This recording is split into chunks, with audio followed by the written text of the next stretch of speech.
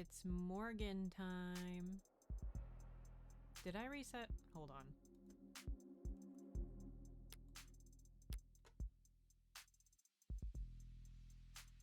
Yes, I did. Okay, I was very quiet. It's Morgan time for real now.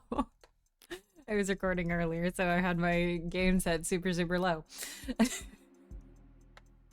I had the full thought too before I started streaming. I was like, oh, I should set my gain back up to what it is for streaming. And then I didn't. Hehe. Anyway, it's Morgan time. I have no clue how close we are to the end of this chapter. I feel like we're not going to finish it. I feel like we just started, and I get the sense that these chapters are not like super long, but like a decent chunk of time. So I doubt we'll finish it today. I don't know. We'll see. We'll see.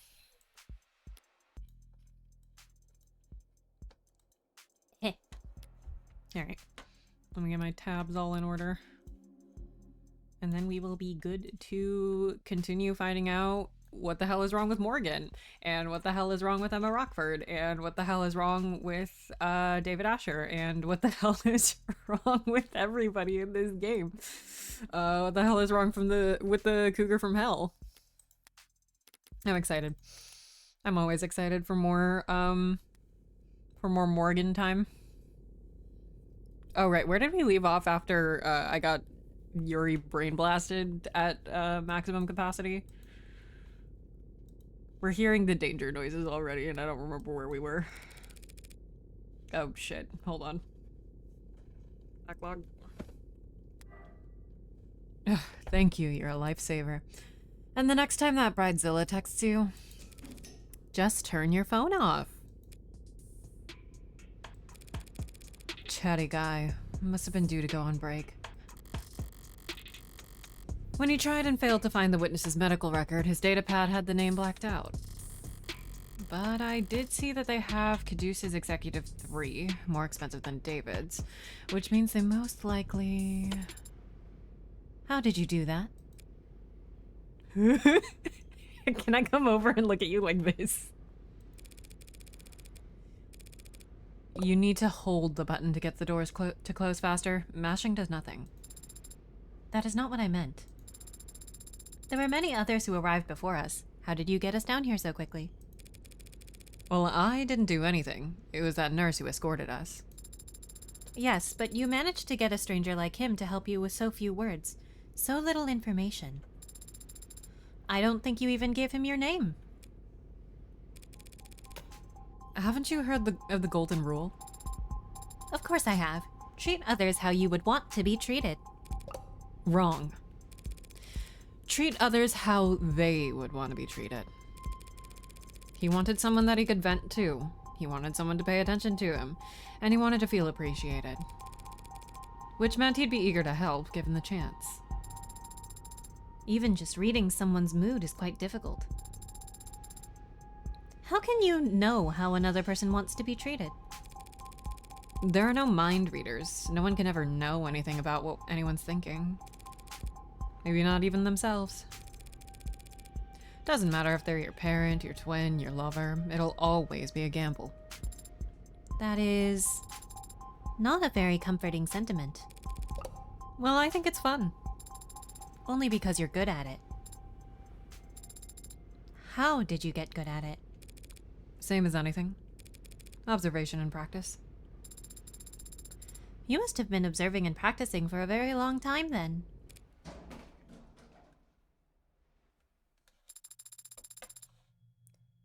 So we proceed down the hall, bear left, look for the fourth door. I'm gonna open the one that says morgue on it. Oh! Hello. Can I proceed? There we go. Oh, hey! Come on in, don't stand out there in the... Cold wouldn't be accurate. Oh, obsessed with the... I want to say nails, but that's definitely a modded arm. Oh, or maybe it's not. That kind of looks like skin. Sorry about the chill in here, but I run a little hot. Oh, hello. Yeah, okay. This game cannot stop knocking it out of the park with Character designs, god damn. Actually, speaking of character designs, I think on the first stream that I did of this game, if not the second, I think it was the first, I was like, I don't really want to promise a Morgan cosplay or anything. That might happen down the line. Yeah, I bought a corset for Morgan. I bought a corset for Morgan and it came in yesterday.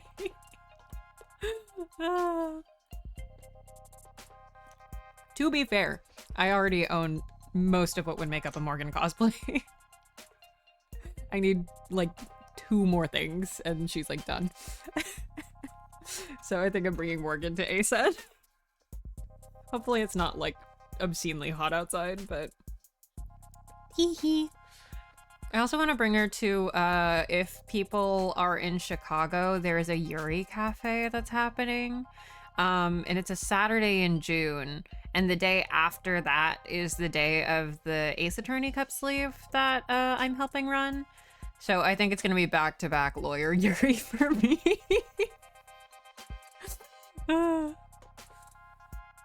And you can see my roommates never complain. Yumi Sato, medical examiner. Dr. Sato, just the lady I wanted to see. Though I didn't expect that I'd get to. The fact that they've assigned a medical examiner and not some ad or junior means... Oh, you can just call me Yumi. And you're... Morgan. I represent the deceased. The deceased? Oh, the deceased. Asher D. Wait, really? That's, weird. I thought this time slot was scheduled for a group of noble PR people who... I know. Weird, right? Well, what the hell do I know? Was getting tired of hosting Vegs anyway. I am obsessed with the look. Jesus Christ. I'm gonna say this for every single character in this.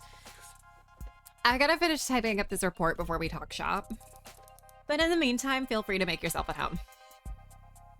Yay! Okay, let's snoop around our office. What's this? The hospital's getting renamed? No, guess it's some other hospital that got snapped up. Ooh, hospital renamed to thank Ikaria family. Reading time. Hold on, let me put the thing on the screen so I can babysit this thing. I need to give her a little sign that says I'm reading. Literally just texted my partner that we should play this and cosplay some characters together, please. Everybody cosplay more of the devil now. Everybody cosplay more indie stuff now. I'm really excited for MagFest next year because MagFest has like crazy niche cosplays. And also it's entirely gaming focused. So I can like... I am aiming to get as niche as possible as I can for my MagFest cosplay specifically. Like I'll still bring Ace Attorney. And if like friends want to do a group or something, I will go ahead and do part of the group. But like I need to bring weird niche stuff to MagFest next year. Yuri on the big screen for today. Yay! Anyway, time for silent reading on the big screen because it's time to babysit this plushie.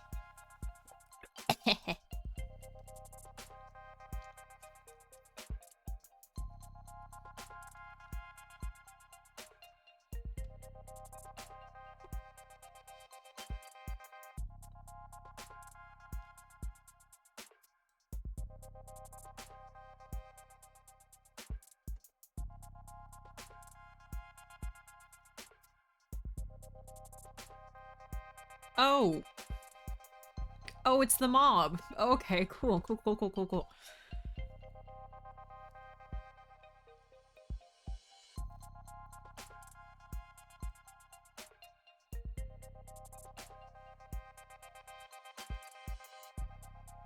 Neo-ability is crazy.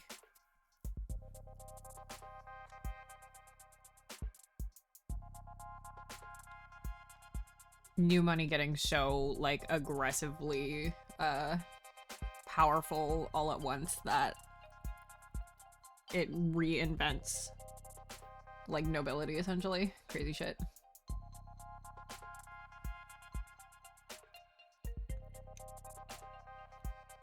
Mire, Ikaria.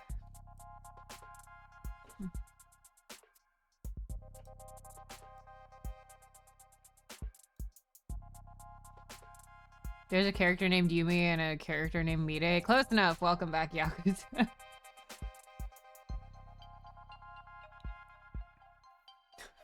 We're working hard to protect the rest of your article character by character. It's tough work, but we'd be able to go about it a lot faster if you leave a tip. Want to drop your payment info in the jar?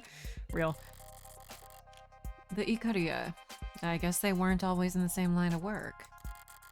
Now they're plastering their name wherever to get themselves a new image. All the Neobility are eager to prop up their image wherever they can. But that must go double for the Ikarias. Assuming the truth about their criminal past is anywhere close to the rumors. Oh, inspect. That's a lot of screens. There's gotta be diminishing returns on productivity. Why do you have so many monitors, ma'am? You can't just ask someone that. Good question. Every quarter when they do inventory and budgeting, they ask me if I need anything, and I never do, so I submit a blank form. But I guess a while back there was a +1 in a spreadsheet somewhere and no one's ever corrected it, and so boom, I got 4 new monitors every year. Do you run out of things to use them for? Sometimes, but this year I started running 2 dramas at once when I'm doing rote work, which helps. Watching 2 television shows at the same time helps you do rote work?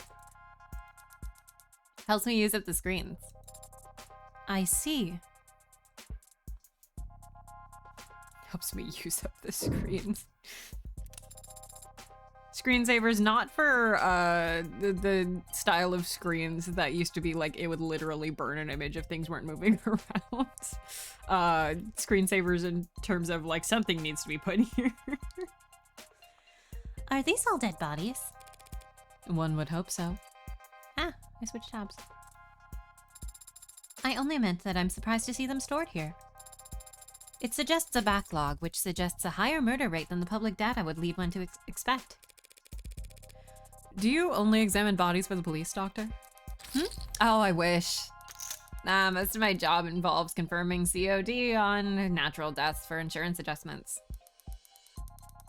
Insurers want to blame the mod for failing. Mod makers want to blame the stiff for not exercising enough. Family says the company insurance plan would pay for mods, but not a gym membership. Yeah, that whole wall there is suspected defective liver. Oh yeah, liver mods, suspected leaking internal bio battery, suspected CCIC. CCIC? Climate change induced complications. You can prove that climate change contributed to an otherwise natural death? Very, very rarely. If it can be proved, what does that mean for the family of the deceased? Plus or minus 14% on the life insurance payout. I mean, it's most of what I do, and I don't dislike my job, it's just... so much of what I do boils down to telling a bunch of cheapskates how to split a dead man's bill.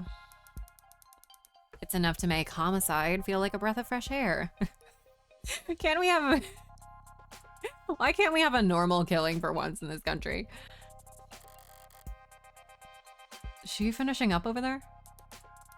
Right, okay. So, what's up? Thank you for your time, Dr. Sato. My first question would be... what was the cause of death?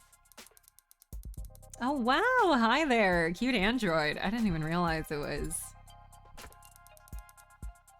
really cute. The skin is... that's remarkable. Oh my god, my tabs are all screwed up. Hold on. There we go. Even just looking close, you can tell they really are warm. Oh. Still not quite human body temperature, but they've come a long way. The early... oh, I forgot to put the Morgan away. The Morgan time. Go away. I keep forgetting, and then she covers up a good chunk of the text. Whoopsie. There we go. The early gens all looked flush, felt like they were always running a fever, and they ran like it too. Even 2 years ago, the average warm android only lasted... sorry, but the circumstances surrounding this particular case call for expediency. Right, right. So, what can I tell you? Were you able to determine the cause of death? Well, cause of death, sure. We got that much figured out at least. Why doesn't that sound particularly reassuring? Dr. Asher died of respiratory failure. Not enough oxygen in the blood, not enough blood going to the brain. Root cause being widespread depression of the central nervous system.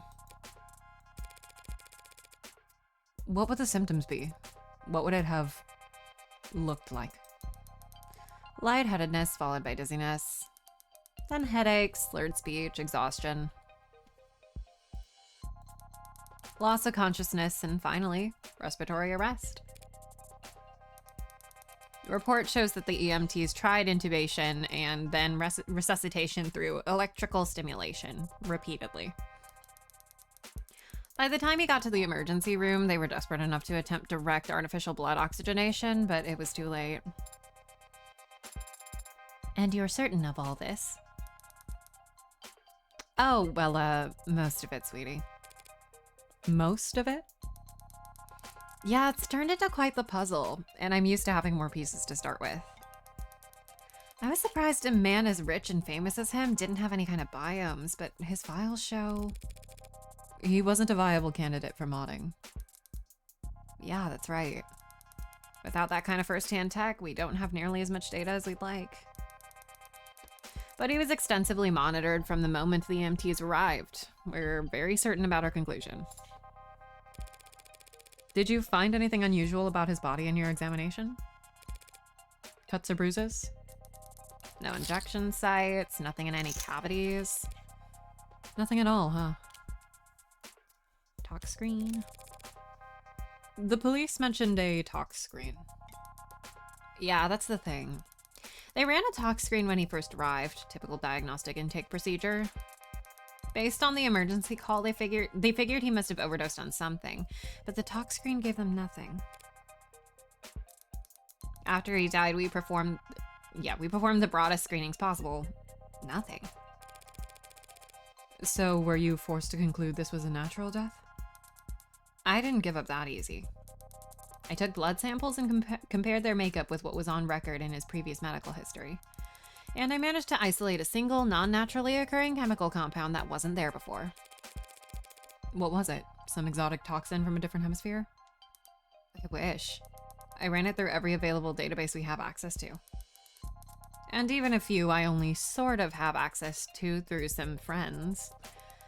Not only does it not match any known poison, it doesn't match the chemical makeup of any registered compound.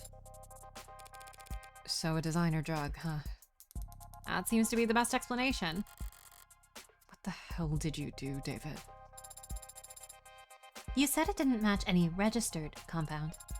What about compounds that aren't registered? Those friends of yours, private sector folks? Yeah, and pharmaceuticals. If one of them patented a new compound, a new drug, what would keep its formula from going on the record?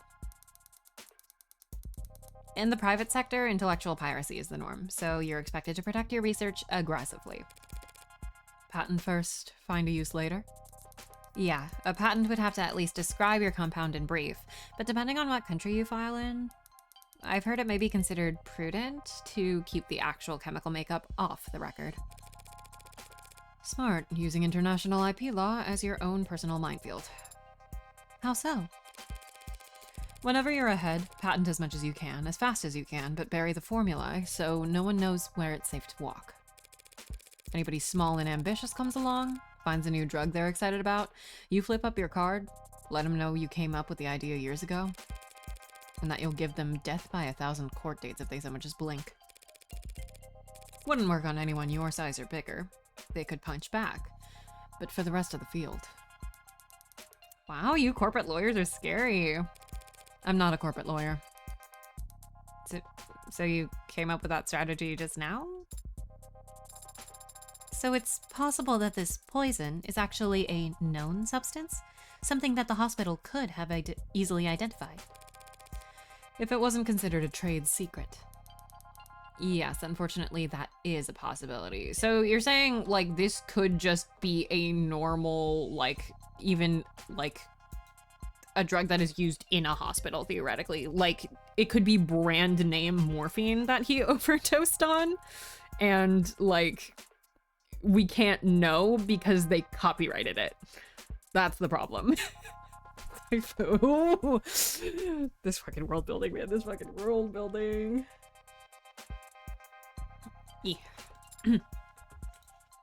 My god, what is going on with my tabs today? Girl came up with that on the spot. Many such cases with Morgan, good lord. Still, just because a drug is new, that doesn't mean it's original. Does the effect that this compound had remind you of any other drug? Maybe one that's prescription only, or a controlled substance? One you might know by another name, but with a patented structure. Sorry, sweetheart, it's a general depressant. There are a lot of drugs that have that effect on the body, and they all come in different shapes and... No, they come in all shapes and sizes, from all kinds of places. If the effect was unremarkable, what about its strength? Could you estimate how much of this stuff he had in his body, all told? Not precisely, no. Not without detailed knowledge on its half-life, but I'd guess that it must have been about 20 milligrams? Is 20 milligrams a lot? Not for a medicine. So this wasn't just an overdose of something relatively harmless then. Yeah, that's... No, not if 20 mil was enough to crash his entire nervous system. Yeah, this is some crazy shit. Thank you, Yumi. Of course. So, oh, we should look at all the new things that we just got. New terms. Biomonitor. Oh, that's what biomes was. The Morgan time charm. Come back. Eh. I can't really get a hold of, like, how I'm batting at this thing, but it entertains me nonetheless. Okay, reading time. Oh, I see. He didn't have any biomes because he wasn't eligible for any modding.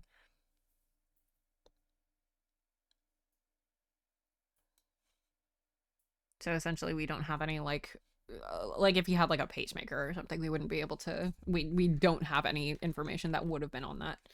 Which is really funny because it's like, oh, he didn't have anything for modding. But even like more mundane stuff, like I wonder if more mundane stuff like a pacemaker would be like not really considered anymore in favor of modding instead. Although I guess modding was mostly nervous system related. So maybe it's not considered like... Maybe it's not considered the same category. Because they were talking about, I think if it's frequently... Oh god, biomonitors are also frequently employed by incarceration. Awful. Hold on, do we have mods in here? Mods. Cybernetic... Yeah. Neural enhancements. Or any combination of the above.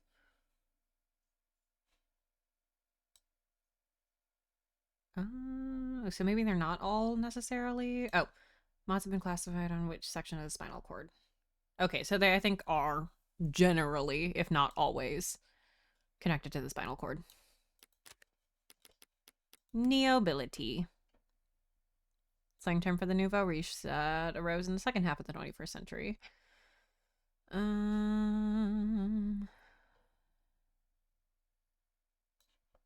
A second estate that administers global power aside the first, governments and the third, corporations. Good god. Also frequently searched who are neobility families, how to marry into wealth, define nouveau. Incredible. Oh, I forgot about the big blue painting. Okay, we got that. Ooh, new profile. Sato. March 3rd, medical examiner. Likes accessories, reality TV, palm reading. Dislikes social media, dress codes, and ebooks. Real. Make new playlists. Hates to throw out old clothes. Most proud of my weekly meal prep. That's fun. We read this already. Evidence. Talk screen. Alcohol was the only item positively identified at the time. Autopsy. Respiratory failure, unknown substance, approximately 18 scratched out, 20 milligrams total. The loud curling hair treading at the bottom reads, what the hell is this talk screen? Send attending physicians back to med school. Send apologies to attending physicians. These readings are a nightmare. Ooh.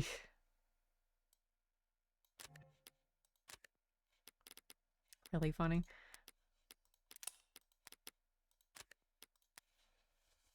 Of course. So, you ready to view the body? Oh. I, for whatever reason, didn't think we were going to have to do that. I wonder how Morgan's going to react. We could skip it if you want. I know most people get squeamish around corpses. Yeah, that.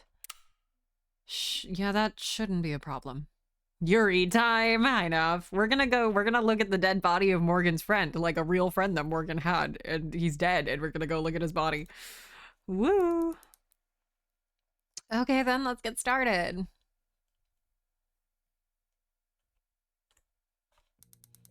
All right, I'll just step out for a moment to give you guys some privacy. Is it David? Yes, we're looking at David's body. Yes, please. Thank you. The last time we talked was on a Sunday. You were complaining. I remember that. It's the principle of the matter. Right, you had ordered this cheap piece of shit sculpture or something by mistake. And it came damaged and you wanted to send it back for a refund. I gently reminded you how, with your salary, it was literally not worth your time. And I kindly offered to throw it out for you, since you're having so much trouble letting go. You're only offering because you want to see how loud it sounds shattering at the bottom of my trash can. I denied it, even though you were right, and it was obvious. I should have let you have that one. I thought that he would look different. But he looks exactly the same as I remember. His skin is pale and he's very still. But his face is the same. His hair, his hands. You were expecting something more drastic? The last time I saw him, he was alive. He smiled, and he told me he would see me soon. Now he is dead. Something is gone. And I can't find the difference. I'm trying to look harder, but I think I might just not be capable of it. And I wonder why. Why I was created to not be capable.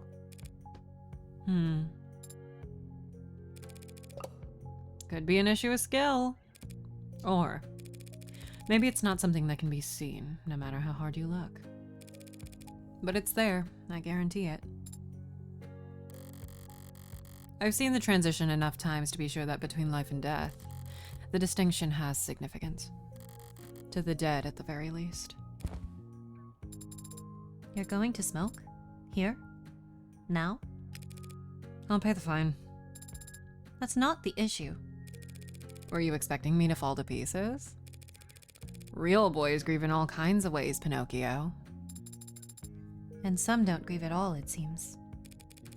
I'm a cold woman. Sorry to disappoint. The hell? Why the hell won't this thing light? Adonai, you have your cigarette backwards. Motherfucker! No way they did. You have your cigarette backwards. Are you kidding me? Oh my god. Not right now, ad break. Ad break can wait. We gotta... Not right now, ad break. Oh my god, not the Lisa thing. Oh my god. I need to rewatch all of JoJo, man.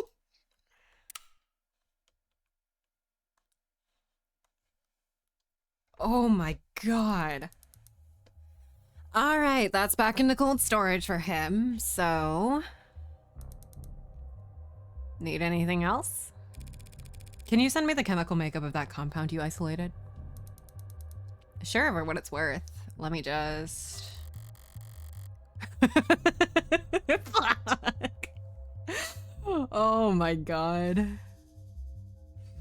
This thing is trying to beat me over the head with as much as it possibly can when it comes to female characters I really like.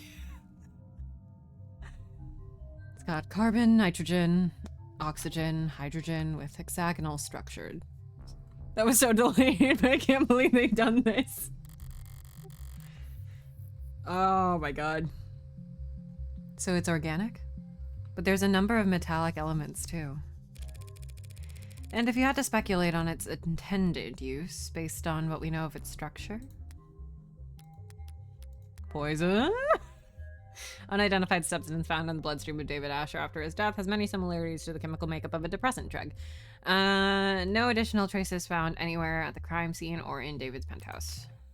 I also went back and I rewatched the conversation that David had with mystery person that we don't know. That was like at the beginning of this scene, and I'm fascinated. Because it really didn't seem like Morgan is a person who already, it was bizarre learning that she had close friends, especially someone at the head of, you know, the person who developed the Turing solution, which is a horrifying, horrifying phrase. But like beyond that, like Morgan seems to have other friends. Like her mentor seems to at least be friendly with her. And I do think she has at least somewhat of a familiar relationship with Fran. I don't know if they are close enough to be considered like family of any sort yet. She's straight up extorting that kid, by the way. Like, right? Like, I'm pretty sure she's just straight up extorting this kid. I don't know how much of an actual threat that is. Like, I don't know how much weight it holds, but like, Morgan seems to have some friends, but David really didn't seem to. At least not really close ones. But the way he was talking to whoever was with him that night, whoever this person is who's like protected by their lawyers, plural. I'm fascinated. And if you had to speculate on its intent, oh, I read that already, fuck. Well, it certainly acted like a depressant, binding to receptor pathways and affecting the balance of neurotransmitter reuptake. Depressants are pretty rare in the designer drug scene. I was gonna say, are they mostly stimulants? True, people are always looking for a higher high or a crazier trip. Yeah, they're mostly probably stimulants. Or just like insane hallucinogens or some shit. But a more powerful depressant will just make you fall asleep. Not much need to hit up the gray market for that kind of experience. Yeah, like, if it's just a crazy strong depressant to kill people, like, there's already stuff that exists that does that in real life even. Especially at, like, the, like, or sorry, no, he had, like, a very small amount, not an extremely small amount in a system, but, like, he had a small amount in a system so that this isn't just, like, sleeping pills. But like stuff like that already exists. So like, what is the reason for this to be a designer drug? No, there's not. I see. Thanks again. You've been extremely helpful during a very difficult time. Hey, anything you need, give me a ring. That's very generous. Rockford's orders have got me on call, so I'm already getting overtime for the whole weekend. Glad to hear it. Goodbye, Yumi. And goodbye to you, Greenie. My name is Sarah. Nice to meet you, Sarah.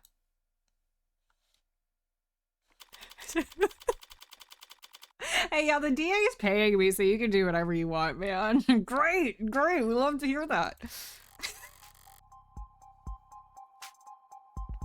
Up on ramps and down off ramps, above skywalks and under tram lines. The buildings get progressively more polished as we head into the most economically developed part of the city. Corporate territory. National headquarters for the likes of Howe Industries, I want to say Lock Kuhn because I've played Dragon Age and that's how you spell Kuhn in that game. Tethys? Neath. Each of them sheltering their own micro-city of employee accommodations beneath their skyscraper shadows. I can't believe they literally all have employee bunkers, god. I say I can't believe, but isn't that literally what Mr. Beast does? Like, didn't he, like, make a town for his employees. I'm pretty sure he did that. God. Whalefall. The entirety of the ocean floor coming together to feast and grow and live. Live off the fetid, rotting fat of the leviathans that swallow generations of people by the mouthful. Weight is commonly listed, and my weight is... Do I really have to disclose that? No, but... I fucking love Sarah. Oh, she's so cute. I love that she's writing these bios and everything and like doing the interviews like as we're on this like mid-case. Noble lays claim to one of the largest shadows in the city, a towering nerve center for the whole nation's android industry. It's meant to be intimidating, I'm sure, but today I'm glad that Noble keeps such a sizable physical presence here. I need answers about David and his work on Sarah. Answers I'd never get browsing the company website or speaking to a representative. Synopsis. Relationships. There are typically trivia sections as well. Should I start there? She's making a wiki! Noble will have their guard up, of course, but even that will tell me something. God, listen to your weird new android kid, girl. Where they let me walk, who they let me talk to. History. Their efforts at performative transparency and clumsy obfuscation will... How did you know my father? What? I'm sorry, did I interrupt your brooding? No. What did you ask? My father. I know you were his friend. But what was your relationship like? Can't you just scroll through our socials? Father avoided social media. And your online presence is not significant. You saying I don't have enough followers? Essentially. We went to the same college. You studied programming? No, I studied all kinds of different things as an undergrad, but not technology. Is that a good way to prepare for law school?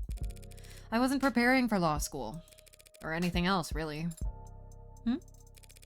David, though. He had talent. And he knew he wanted to do something with it. He studied programming, robotics, discrete math, cybernetics. What classes did you share then? Business ethics. That eye narrow sprite is the exact face I made at the boyfriend not even 5 minutes ago. Really funny. I was the second best student in the class, and he... Was the first? He was the one who asked the most questions. Not sure about his actual ranking. Wait. Hold on. Hold on. She said second best, right? She was the second best. What are the odds Emma was the first? That would go crazy. I kind of have Yuri goggles on, I will not lie, but it would be crazy.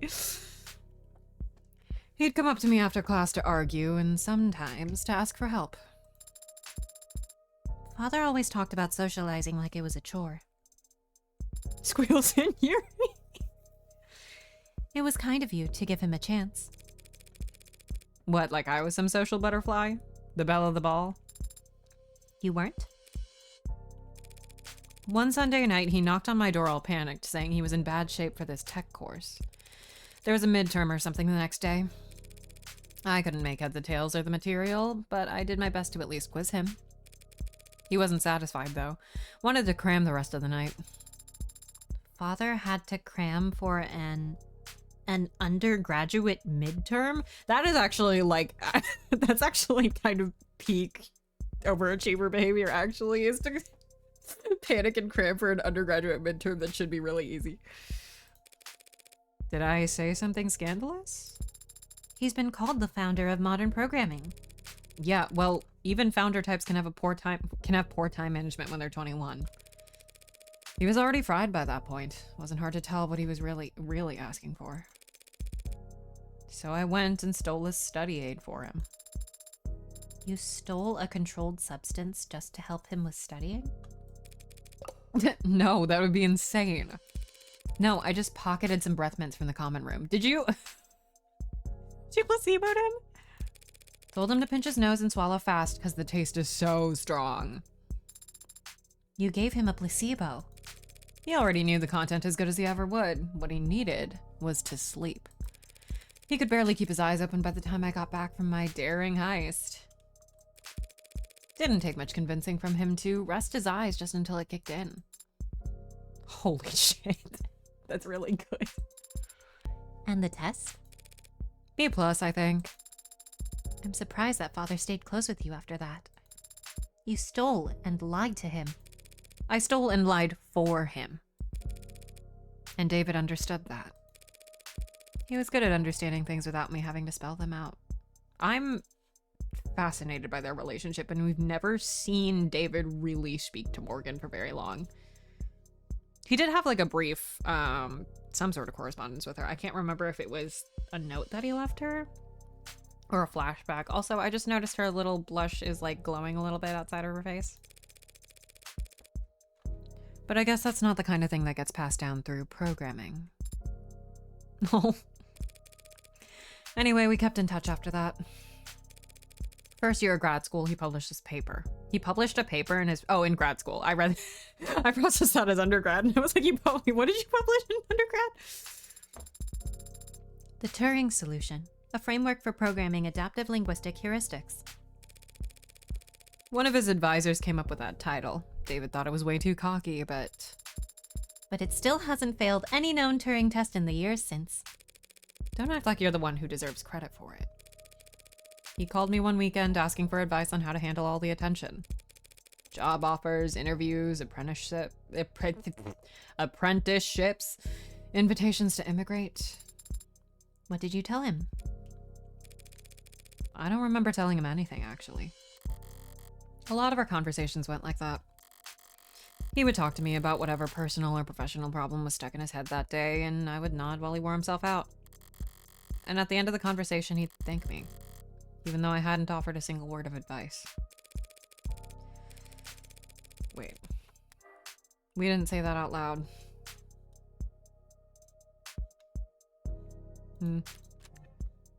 He took Noble's offer, and they took over his education, paid him to work on his master's during the day and attend corporate training at night.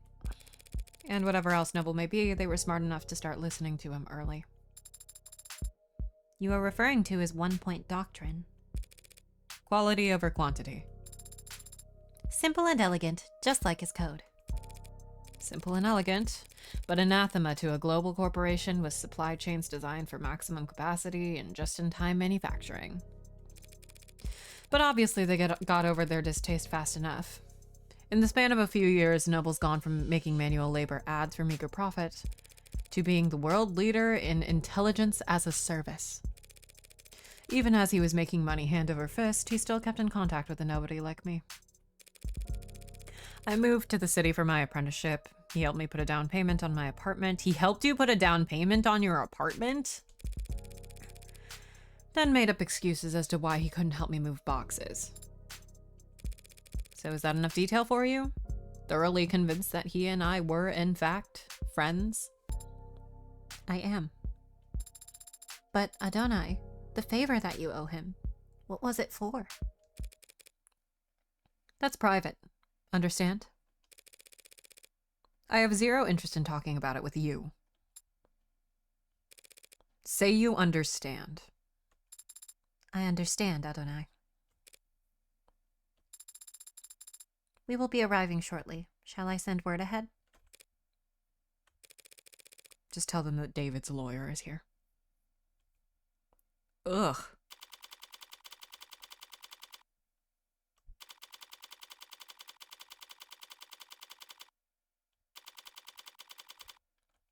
I really like that in this world where the worm androids are clearly just kind of this abomination of a thing, like it's a horrifying concept that they're being made. Sarah is still just kind of like, it feels like she loves David and that's her dad because it seems like David loved her. Like she's just this thing that Morgan has to keep around now. Like, Morgan... like, I think Morgan really, really wants to think that Sarah is just this thing and she sucks, but David left his daughter in Morgan's care. Like, there's a... He left his daughter to Morgan, and she, like, I don't know if she's entirely wrapped her head around that yet. I've been here before. Sat right here in this lobby waiting for David to come and treat me to lunch. At least I think that it was this lobby. Could have been some other floor. Could have been an entirely different building. All these corporate towers of Babel feel like interchangeable fractals to me, folding in on themselves in patterns of narcissistic paranoia. So monumental in the scale of their hubris, they needed to use non-Euclidean geometry when drawing up the blueprints. The greatest minds of each generation coming together, just to find the most expensive way to shove their heads up their asses. Adonai, is something bothering you? Just doing the math on how long we'll be kept waiting here. Apparently someone will be here right short- Oh god. I put too many words in there. Apparently someone will be here shortly. So maybe if I pass the time by glaring around the place, it'll improve my mood. Ooh, time to glare at everything. Inspect the seating. To think this is only one room. This complex is so massive that it doesn't even feel man-made. It's like it was carved out of the rock by waves. Like it's always been here. That's the con. If this place was actually natural, there'd be birds everywhere. I hadn't considered that. Why aren't there birds in here? Probably because of what they do to the ones they get in. I'm kidding. Though I don't have a better explanation. The giant gust of wind that happens sometimes when you open doors to keep birds out. Oh, there's people. Hi, people. Let's look at the giant Noble sign. Change the logo again. Noble Electronics. How's it feel stepping in here? Is this some kind of religious experience for you? It's just the corporation where my father worked. Careful now or they'll burn you for heresy against the company. You said it again. The company, as if it's a proper noun. You're mimicking the employees, aren't you? So it can't obey simple orders, but I can pick up on that? Is it just a part of the corporate culture? Noble's one of the biggest corporations there is. One of the biggest there's ever been. We mere humans can't hope to escape the gravity of anything that size, no matter where you live or how far off the grid you think you are. So imagine what it's like working for them. You live in company dorms, work in company quarters. Wherever you go, that logo is above your head. You eat, sleep, and breathe on Noble's timetable at its discretion. When you spend your whole life inside of it, Noble must feel big enough to be the only company there is. Close enough, welcome back 1984.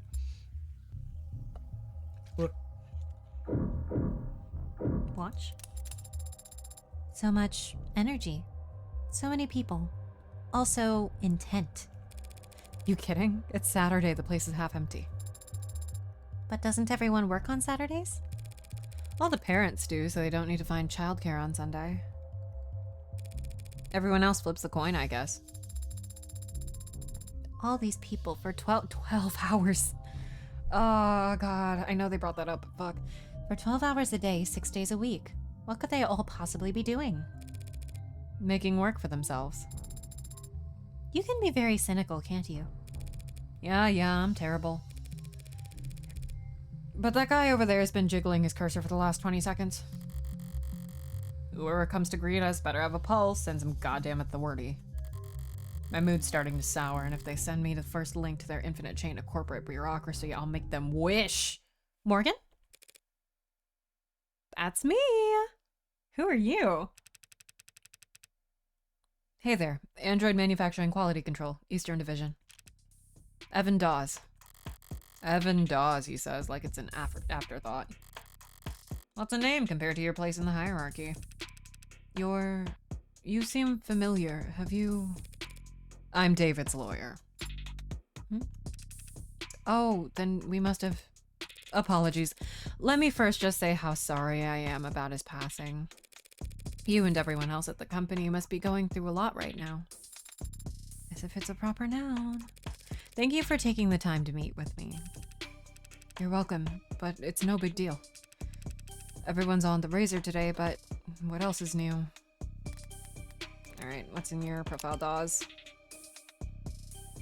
Chief Supervisor, Android Manufacturing Quality Control, likes hammocks, calligraphy, pale ale, so true.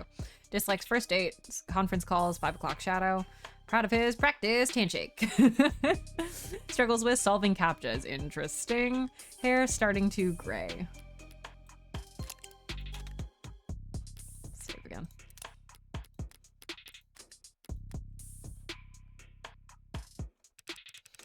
And compared to PR or legal right now, our workloads in QA are... never mind. How can I assist you? Shortly before his passing, Dr. Asher began the process of registering this android. Yes, that is correct. Unfortunately, he wasn't able to finish the job. Look at that. It's definitely custom. Gee, you think? Good thing I sought out an expert. Warm, it goes without saying. Reminds me of the A16 Premiere, if anything. The barcode is clearly printed, no visible defects. But you're right, it doesn't correspond to anything we've got on file. Well, they sent you to the right man for the job. Now we just need to go to the right place. Not far, I hope? It's in the building. Really sad thumbs up. Yay. Daijobu. God. In the building. That could mean anything from down the hall to half a day's hike.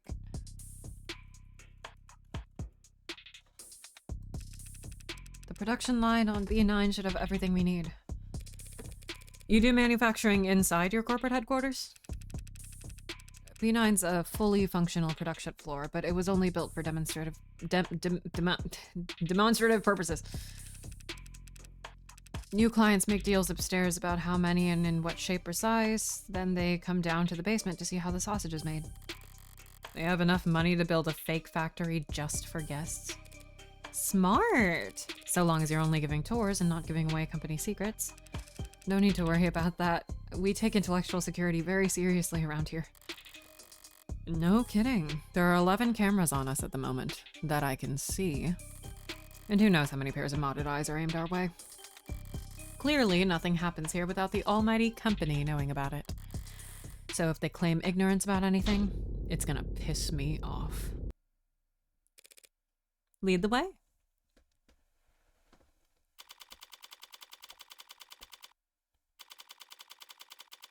Noble Electronics. The basement, floor 9. It really is fully furnished down here.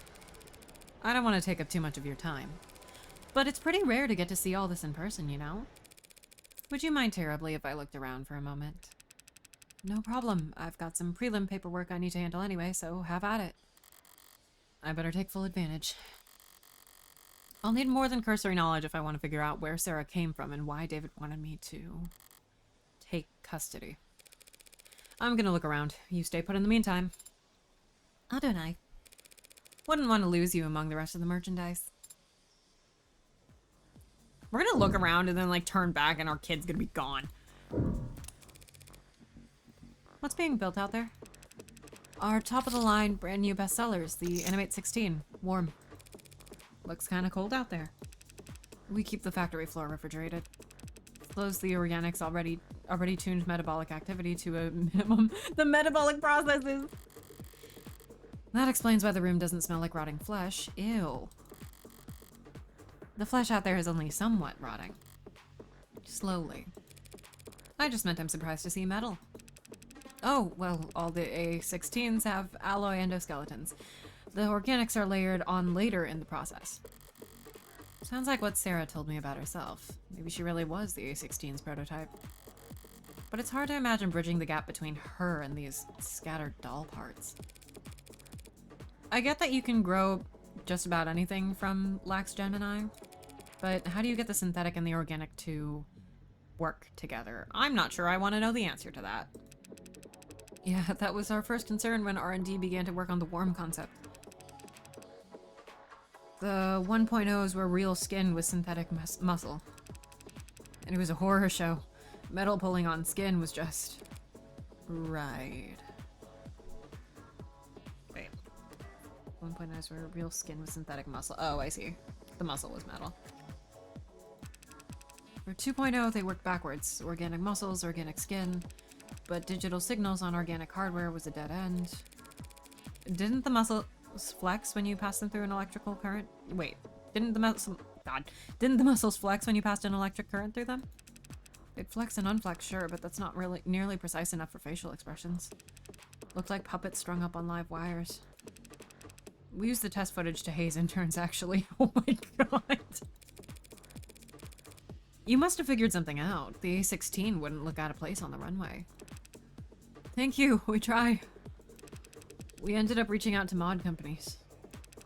Well, we actually just bought out half a dozen of them, but... right.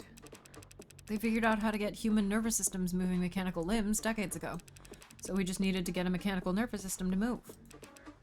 Living limbs. Very clumsy attempt to avoid using the word human.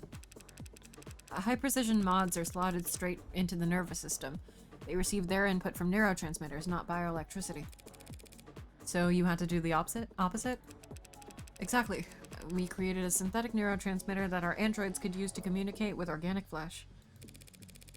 Where did that breakthrough come from? Dr. Asher? Partly. He led the team that built the motor neurons in this analogy. They carry commands from the central nervous OS to individual muscles across the chassis. But the the synthetic analog serotonin. Huh. That was actually an old brainchild from the VP of Android Futures. Is it Helen Jung or Helen Jung? Both plausible. I feel like it's gonna be Jung as in Carl Jung, right? Jung. Hasn't David mentioned a Dr. Jung before? Sounds impressive. She's one hell of a biochemist. Or she was, I guess. Not much time for individual lab work when you get to her kind of pay grade. So Jung collaborated with David on the technology that enabled worm androids. I am wondering if this might be our mystery friend of David's who was with him the night he died. As I thought. Whatever went into Sarah that makes the android so distinct, he couldn't have taken sole credit for it. Is it possible that Sarah has another parent? Is Jung's involvement that much? Did he? Yeah. Does Sarah have a mom? That'd be crazy. Does Sarah have a mom that doesn't know about her? Wait. That would be crazy. Or like, that doesn't know she's like walking around. And he didn't entrust Sarah to her? Interesting. Okay. Did he partner with her on this? Fascinating. Okay, what can we look at? Oh, what is that? This seems to share some components with that coffin that Sarah was napping in. I was gonna say, it looks like both airport security gate, like a metal detector, and a guillotine. If DAWS does quality assurance, is it some kind of Android calibration device? It's probably what it'll use to register Sarah. Looks a little... Is Sarah tall enough for it to recognize her? Sarah's too little! Okay, inspect whatever the hell this is. There's something out there that caught my eye when we came in. A very familiar shade of crimson. If I squint through the glass, out on the floor there are temperature-controlled fluid tanks. Through glass and plastic flows an eye-catching scarlet that transitions into... Is this blood? So you add the blood towards the end? You mean the oxidant? Yeah, relatively late in the process. Yeah, it is the blood. The Danganronpa blood. Something out of place? Androids have blood, even if it's not officially labeled as such, but it isn't red, it's pink. Sometimes milky, sometimes neon, occasionally garish, but pink. I just didn't think the oxidant would be red. Oh, right, sorry, I barely noticed it at this point. The color's natural, comes from the biomanufacturing process. That chromofuge out there removes the byproducts, the waste, the excess pigment. Manufacturing machinery that processes organic fluids used in the production of warm androids removes. So it starts out, though, as straight up blood. Synthetic blood, but still blood.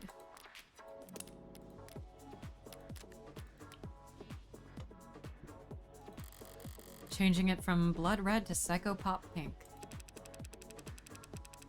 I am obsessed with the name psychopop pink, hello.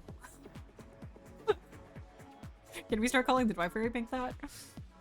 Without that chromofuge, our android's flesh would come out looking all the wrong colors. That may be true. It probably isn't, but it may be. But I have a simpler explanation. Blood is primal. The sight of it carries weight. They change the color of their product's blood so that when an android gets a bottle broken against its face, no one bats an eye. I like that, it's probably pink to be a Danganronpa reference. Like, that's my guess, because haha funny. But also, the reason Danganronpa blood is pink is to avoid the mature content rating. I'm pretty sure. Or at least it was to lower the rating of the game. I'm pretty sure that's why Danganronpa blood is pink. Because it looks less viscerally violent that way. And it ended up becoming like an iconic style element. Feels like I've seen this before. That's right, there was one in David's lab. That's the nanograde elementary manufacturer. Nanofacturer for short. Oh, this was the thing that looked like the 3D printer. Like the really huge one. Real high quality piece of machinery. Each of them built in-house by Randock Mechanics. What does it do? Nano level flash fab. Okay, we're reading that. Woo, flash fabrication. Microscopic compounds that utilize parallel nesting. Assemble billions of simple structures in minutes or even seconds. Nanomachines have been around for the better part of the century, but the time and resources required for their construction through traditional means was expensive. Flash fabrication. Demand for nanomachines has exploded. Concerns about the ecological impact about the surge in nanomachine construction have been raised, though the official stance of the Nanolife Industrial Lobbying Group has remained unwavering. Nothing that small can possibly leave that big of an ecological footprint. Cool. Love it. Basically a 3D printer for nanomachines. I was gonna say exactly those words. Cool. You build nanomachines in your factories for use in your androids? The raw materials are cheap, literally elementary, so no sense in getting them shipped in. It's mostly, I feel like my voice for him is turning into Deku. It's mostly the medical models that make use of them. Inject a couple thousand nanites into a patient's bloodstream, run diagnostics, and provide a solution. Close enough, welcome back. The Somnium Files. A 3D printer for nanomachines. So what kind of ink does it use? Silicon, hydrogen, oxygen, carbon, building blocks. They feed into the nanoprinter and it assembles the machines particle by particle. Damn. Like a ribosome building structurally complex proteins out of chemically simple amino acids. Must be time consuming. You would think, but Randock cracked the code on parallel microfacturing. The inside's crystalline, sprawling, like an ant's nest. Raw materials enter at one of the thousands of different entry points, combining and recombining at intersections. The finished product ends up at the center and drips out in a liquid solution. Distilled nectar swimming with millions of nanites in just 2 minutes. Nectar? It's sticky? It can be, depending on the desired output, but the door vacuum seals while it's cooking, so don't worry. Don't say it's sticky and cooking when we're talking about 3D printing androids. It's completely spill-proof. Don't say any of these words. What a relief. Not exactly a box of paper clips David could just have brought home from the office one day. He must have bought his own, for some reason.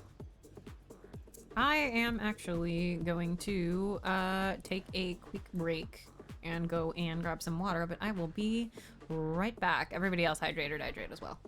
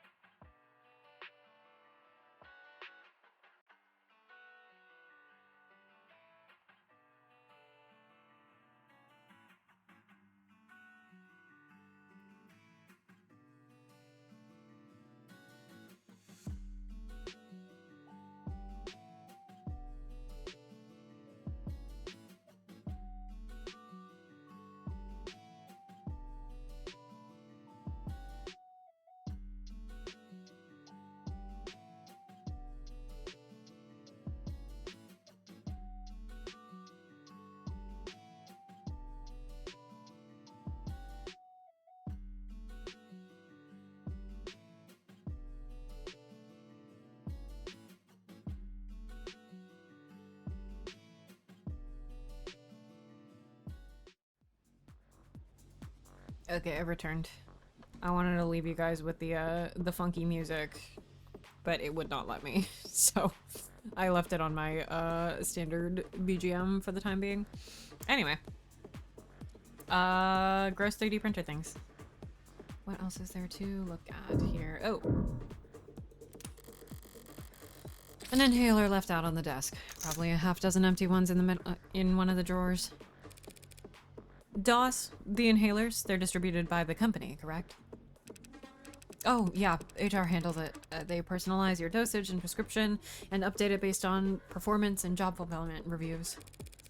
Other corporations do it the same way?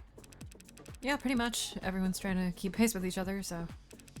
Can't have your employees losing focus on the job. Could cost you who knows how much in lost efficiency. Sorry if this is insensitive, but given what happened to David... Are overdoses common in the company? Yeah. Yeah, he says. Overdoses, that is, not hospitalizations or deaths. It's all pretty organized these days. These days? Man, back when I started in consulting, pretty much everyone had an embarrassing story from their first 2 years where they popped a few too many greens and missed the on-ramp. Popped greens? Yeah, it used to be pills. Green to get you going, yellow to keep you there, swallow a red after brushing your teeth, and get into your bunk fast. Wow. But yeah, the inhalers are a huge improvement, like going from torches to the light bulb. They sync straight to your personal biomes and adjust dosage in real time. Overdoses are way down. That's great to hear. What the hell? The trainees under me don't realize how good they got it. Kids probably won't even have to learn how to purge. Yeah, I know, right? That's crazy. That's crazy. Okay, is there literally anything else? Anything at all? I want to make sure I don't miss anything. Aha! Thing to read. What have I got on this data pad? Some kind of write-up? On the subject of Sullivan's Peak. Oh! The Uncanny Valley. Much of our world today, and in fact much of our world's economy, is heavily influenced by the Uncanny Valley. Wait, babysit the thing. I know you just saw her, but babysit the thing. Thing.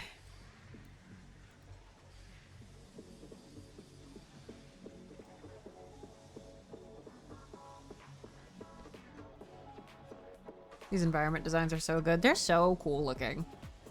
It is reminding me of Somniums a lot. The one thing I kind of don't like about it is that when you go to like inspect or read, and this is like not at all relevant to the functionality of the game, but when you hover over things to like inspect or read or whatever, it's not really clear what you're interacting with. So it's less about like thinking about what might be relevant and more about make sure I didn't miss anything in like a I am just searching for things. Like I feel like I'm like I'm digging for seeds or something more than I am like looking for evidence.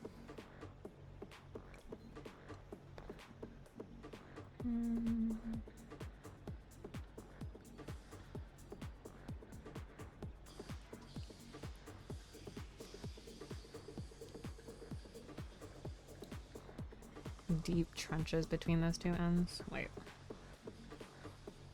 We like things that resemble the living, so cartoons and puppets and toys. And we like things that are damn near indistinguishable. So we like Noble's products because they're realistic enough. And then there's deep trenches between the two ends, which is the Uncanny Valley. 12 for teaching, marketing, and design.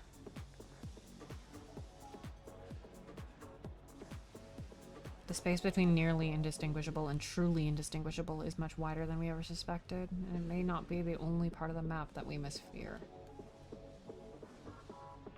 Propose the bridge to these gaps in knowledge. Robert J. Sullivan, whose most well-known work is Equal Under One Sky. Concept which thereafter has been called Sullivan's Peak. Point past which making an artificial existence any more human in its features serves only to make the user experience more uncomfortable.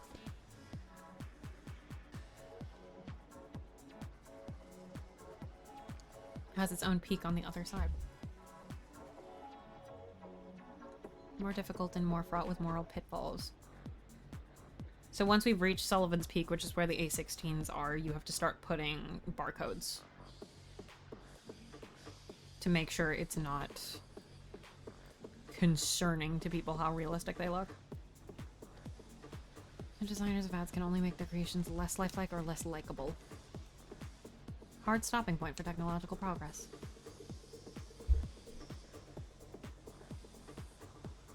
Oh, looks like you forgot to sign into this device. Drop your thumbprint below and we'll get you squared away so we can keep reading.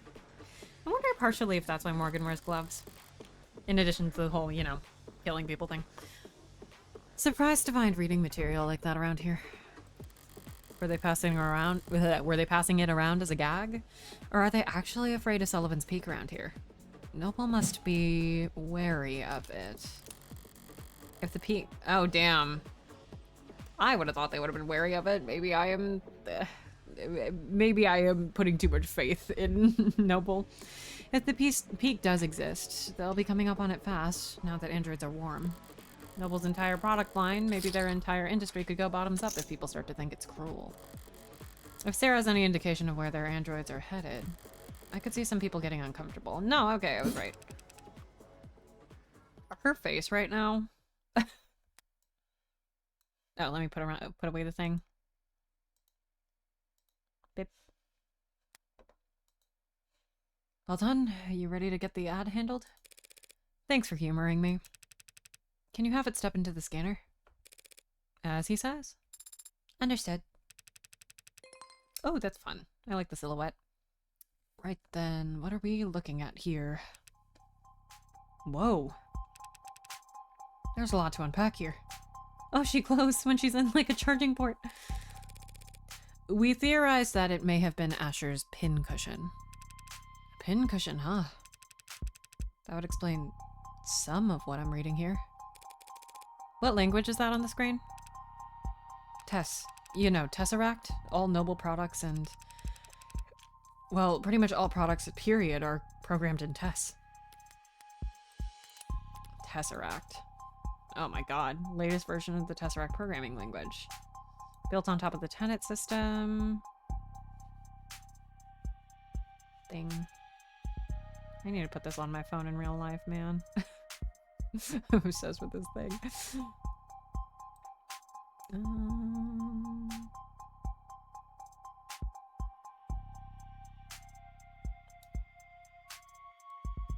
Tess is virtually unchallenged as the global lingua franca programming language. Oh, that seems questionable. Study and teaching of other older programming languages is mostly done for recreation, hobby, or digital archaeology. That's crazy. Like, people are studying Python like it's Latin. Purge, right.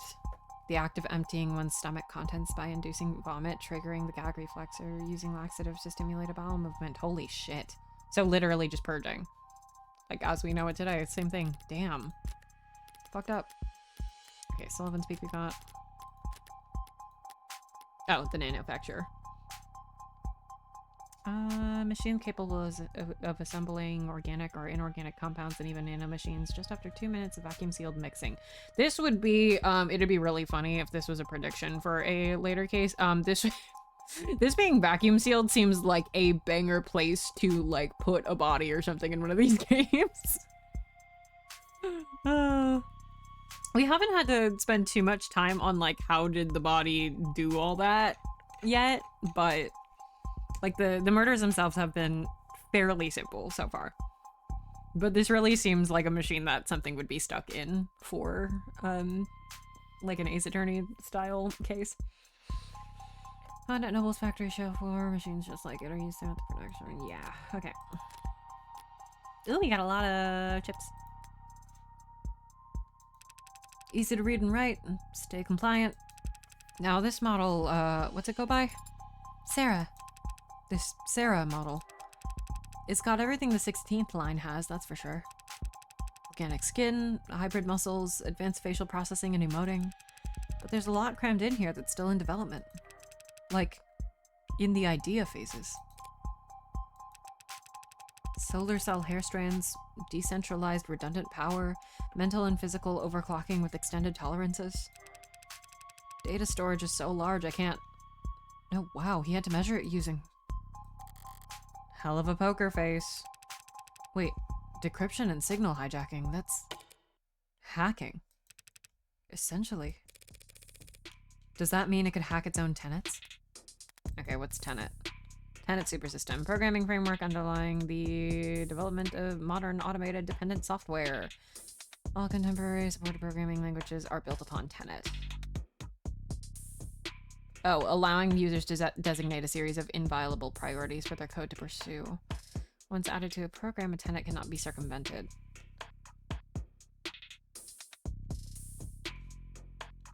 So this is like the, like, Isaac Asimov, like, harm reduction shit, right? What the fuck is the laws of robotics again? Hold on. I gotta Google this. It's been a hot second. Laws of robotics, Asimov. Robot cannot injure a human. Hold on. A robot may not injure a human being or through inaction allow a human being to come to harm. Number 2, a robot must obey the orders given it by human beings except where such orders would conflict with the first law. And 3, a robot must protect its own existence as long as such protection does not conflict with the first or second law. Okay, yeah, that's...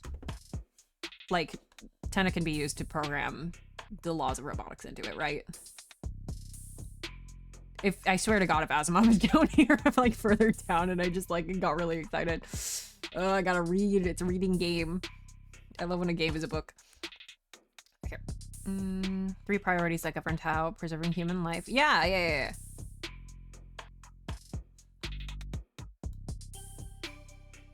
Since then, the number of supported tenets has ballooned to 113 laws of robotics. God damn. Just stick with the first 3, man.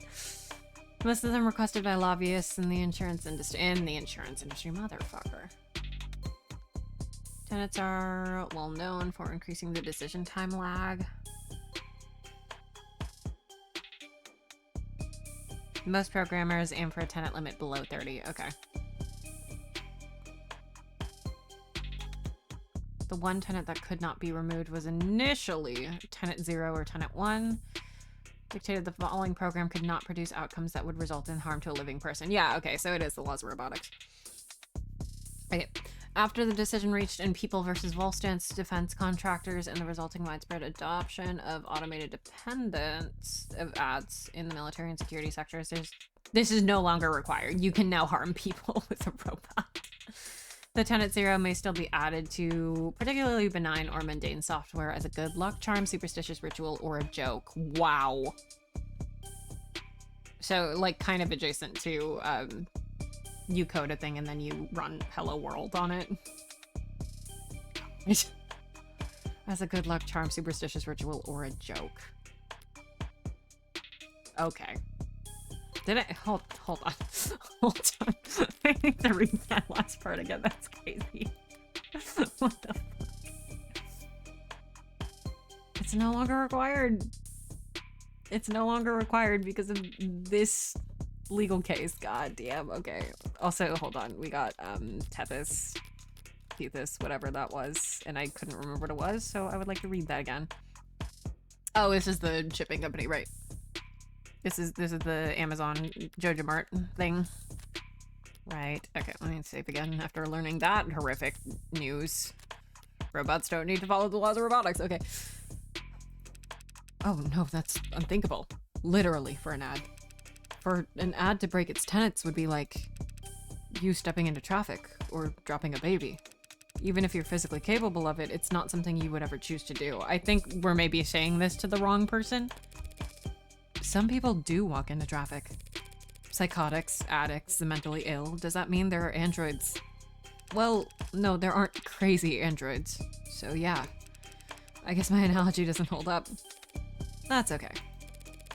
So it can't hack itself, but it was given the ability to hack other systems. The industry line is that such a capability could be an option in certain emergency scenarios. Breaking through the firewalls and encryption of surrounding electronics to broadcast directly to police or military channels. Speaking of military, this musculoskeletal setup is drastic. I've never seen this on a consumer model. Can you lift a car or something, Sarah? Most cars. It would depend on the center of gravity. Lady, this Sarah could wrestle a public disturbance walker and come out on top. Those stomping behemoths they bring out for riot suppression? Riot suppression. Okay. And in terms of computational ability, the estimate says... that can't be right. Look, Dawes. I was actually hoping you could tell me something about the software or the metadata. Who worked on it and when? Right, okay. Well, that's unfortunate. The editing logs have been purged. Of course they have, David. That doesn't sound very above the board. Sorry, I can't tell you anything about who worked on Sarah or when. Hold on, let me close my blinds because it's getting dark, but... Okay. My running theory so far, that is based on kind of not really anything yet, is I think if Jung worked on Sarah, then Jung is the person who was there the night that David died. And it's possible that there was some sort of like intellectual property disagreement or moral disagreement on what Sarah should be used for. Maybe. That's my guess. And that's why she was not entrusted to Jung. Any chance you can restore those logs? Not here, not with this machine. I'd need the computers that were actually used for programming this model. Any ideas where those would be? Sarah? I cannot answer that question with any accuracy. I had a feeling you might say that. Ads, right? Sorry, I can tell you that the code is unique. There's hints of the A16 in here, with a few of the same conclusions. It's just Dr. Asher or whoever took very different paths to get there. So Sarah has even less in common with every other android on the inside? Sorry, didn't expect to hit a dead end here. Not at all. You've been very helpful. Can we still get the registration done? Yeah, no problem. We've got the software and forms all set up here. Occasionally, we let a new business partner bring one home fresh from the oven, you know? Oven? Gross. Alright, just a few basic questions then. Who's going to be the official owner of this unit? She is. As it says. Unless the will disagrees, it's my responsibility. Right then. You fine with the designation, Sarah? We can set it to anything you like. Well, actually... Never mind, Sarah will do fine. I was gonna say, can we type something stupid in? Okay, this part's all standard. Civilian model, address, contact info I can get from your crumbs. Do you want to reset to factory defaults? Could clear up a lot of quirks. Not right now. The last thing then is the grading. I'm reading 23 tenets here, nothing too out of the ordinary. 23? That's higher than I expected talking with it. She seemed more malleable than that. Don't blame yourself. Guessing tenant count from outward appearances has become a crapshoot. Not like it used to be. It used to be they only had 3 tenants total and every unit had to have them. Then came the first accidents and the first lawsuits and the hearings and the legislature. And the demand for more tenants. A tenant making sure ads couldn't endanger the state. A tenant stating that ads wouldn't divulge private information without prior consent. There was a campaign calling for a tenant to weigh child and adult lives equally during risk assessment. There was a campaign calling for a tenant to do the opposite. Companies wanted their asses covered, customers wanted guarantees. There was never much incentive to deny a requested tenant, so the list just ballooned. Until the military entered the market in full force. You sound like you don't approve. I wouldn't go that far. They needed their ads to be able to pull the trigger when ordered to, without clearing 5,000 lines of bloated, hard-coded decision points to get there. I get that. But since the armies are the only ones using tech with bare minimum tenets, all the best, least cluttered, most elegant code is only used for war games. It's not very romantic. Well, not like I was on the jury. Department of Advanced Defense Projects versus Zenith Dynamics.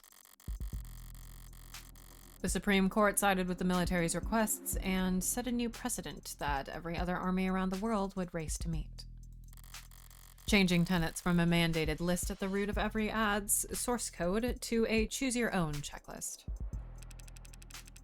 It's funny, ads with the most tenets, they're so locked up you can't even have a conversation with them. And outside the armed forces, the only ads with single-digit tenant counts are just vacuuming floors. The most impressive ones, like what you got here, fall somewhere in the middle. Sorry, I went on a tangent there. Only thing left is the evaluation. What gets evaluated? Total financial worth for insurance purposes. Yeah, the insurance companies made sure that we had accurate algorithms for this. No room for human error, they insisted, with no sense of irony. Wow. I mean, I knew it was custom, but what price could they have possibly? That's a lot of digits. You should know these formula are pretty conservative with their estimates. Stingy, even. If Sarah's really David's last and greatest work. They say some things are priceless, but when you force an insurance algorithm to pick a number, try not to get any scratches on it, I guess. I have a feeling she's not going to make it out of this game unscathed. Sarah valuation. Takes into account the fact that Sarah is the only known android made by David Asher. The last known piece of tech he worked on. Value of the components. Totals to a very large sum. God. You spoke differently back there. Hmm? Oh, this is pretty. With Dawes, you spoke like he did, it seemed. I was gonna say, she seemed really like she was mirroring him. Like I copied his accent. You seemed to mirror his affect, his tone. It's called being friendly. What's your point? It was just an observation. You can choose to keep those to yourself, you know. No tenant required.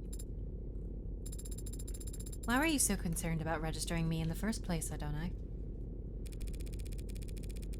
For the same reason I wouldn't drive around in a car without a license plate. Any cop, or even just a well-placed camera, could have spotted your barcode and seen that it wasn't set up with any actual data. And they would have arrested me, and then they would have thrown me in the slammer. No, they would have arrested me and put you in an evidence locker. An android can't get arrested? People get arrested. Property gets seized. And then smashed. Great, he put us over the weight limit. I did no such. Morgan, counselor, your presence has been requested on the upper floors. Who's asking? Vice President of Android Futures, Helen Young. Shouldn't have assumed I still had the opening move. Tell her I'll be right up. I'll redirect your elevator now. Taking control of your elevator is very convenient. Forceful. As if Noble is trying to directly steer your investigation. If Noble wanted to shut me down, they wouldn't bother to be subtle. I suppose they could simply refuse to cooperate. Or just let the elevator drop. God. Oh god, we're meeting Helen Young already. Oh, is she the blue one, maybe? I hope she's the blue one. I liked the blue one's design.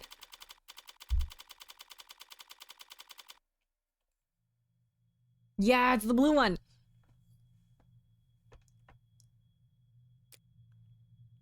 Ooh. Right. Speaking first is a sign of weakness, is it? And here I thought I could avoid wading into the swamp of corporate pretend power dynamics. Speak first or let her stew? Let's let her stew. Silence is only awkward if you care. I can ignore social cues all day long. I always liked this time of day. Not too muggy for you? No, I never liked a clear blue sky. It was oh shit. It always seemed cold to me. Oh, wrong button. Oh god, wrong button again. You're in luck. The sky gets more colorful every year. As the air quality drops? Childish, isn't it? Marveling at the small sheen of a rainbow dancing on the surface of a massive oil spill.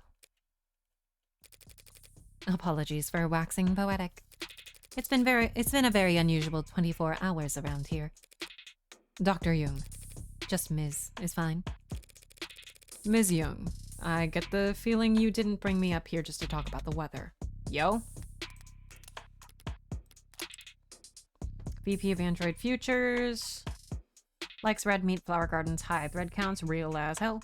Dislikes working from home, shopping online, waiting, real. Languages, fluent in 3. Enjoys attending baseball games. Hidden talent, getting children to stop crying.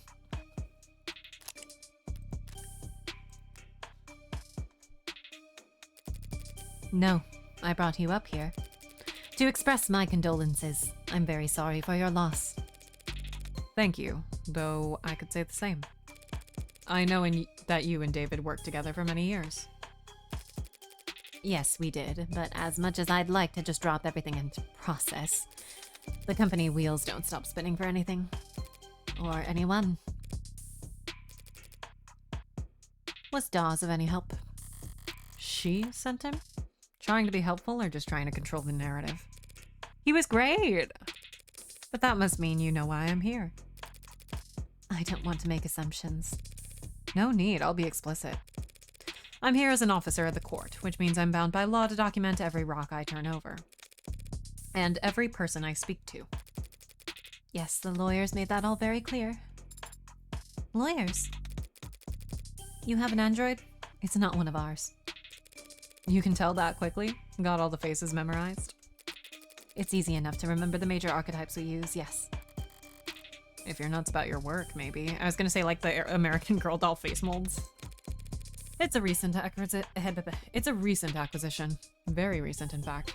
She doesn't seem to recognize Sarah. One of David's last requests, apparently. David asked you to take it. I've been told that you've been to David's estate already. The police gave me full access to the scene. Then you know that he wasn't alone last night. Yes, there was a single witness who met with him and called emergency services when he fainted. I was that witness. Okay, that wasn't a theory for very long. Really? Obviously. There aren't that many people David would bother meeting with in person. Yeah. Let alone welcoming them into his home and offering them a drink. I also knew that Jung was his superior, on paper, though not in fame. And I knew that the witness had executive... Yeah, she had more expensive insurance. So they had to be higher up than David. Well then, do your lawyers know we're having this conversation? Yeah, and she had plural lawyers. Of course. They're pulling their hair out about it as we speak. I can't imagine why. The police cleared you. And you are well within your rights to ask for some privacy given the high-profile nature of all that's happened. So why call me up here?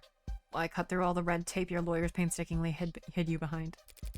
Eventually you, or some clever lawyer like you, would get the record opened. Through legal means or otherwise. The company's enemies are legion, and they have a prying knife for every occasion. Still, that would have taken time. Time you could use to get ahead of what could be the biggest PR hurdle Noble's ever seen. Touché. And... So perhaps the truth of the matter is that I simply didn't want to hide. David was my colleague for several years. If I were in your shoes, I would have questions as well. You're doing this for my sake? No. My reasons are purely selfish. Shellfish, even. Shrimply, they're purely shellfish.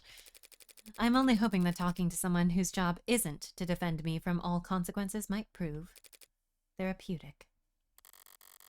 If she wants to play confessional, that's fine by me. But is that really all that's going on here? Why don't you start from the beginning, then? You went to his home last night? Yes, at around 7:30 p.m. The building's penumbra captured all of that quite clearly. I would like to look at that one thing. The water glass bears Helen Young's DNA and fingerprints, no trace of any poison. And I would like to say, just in case.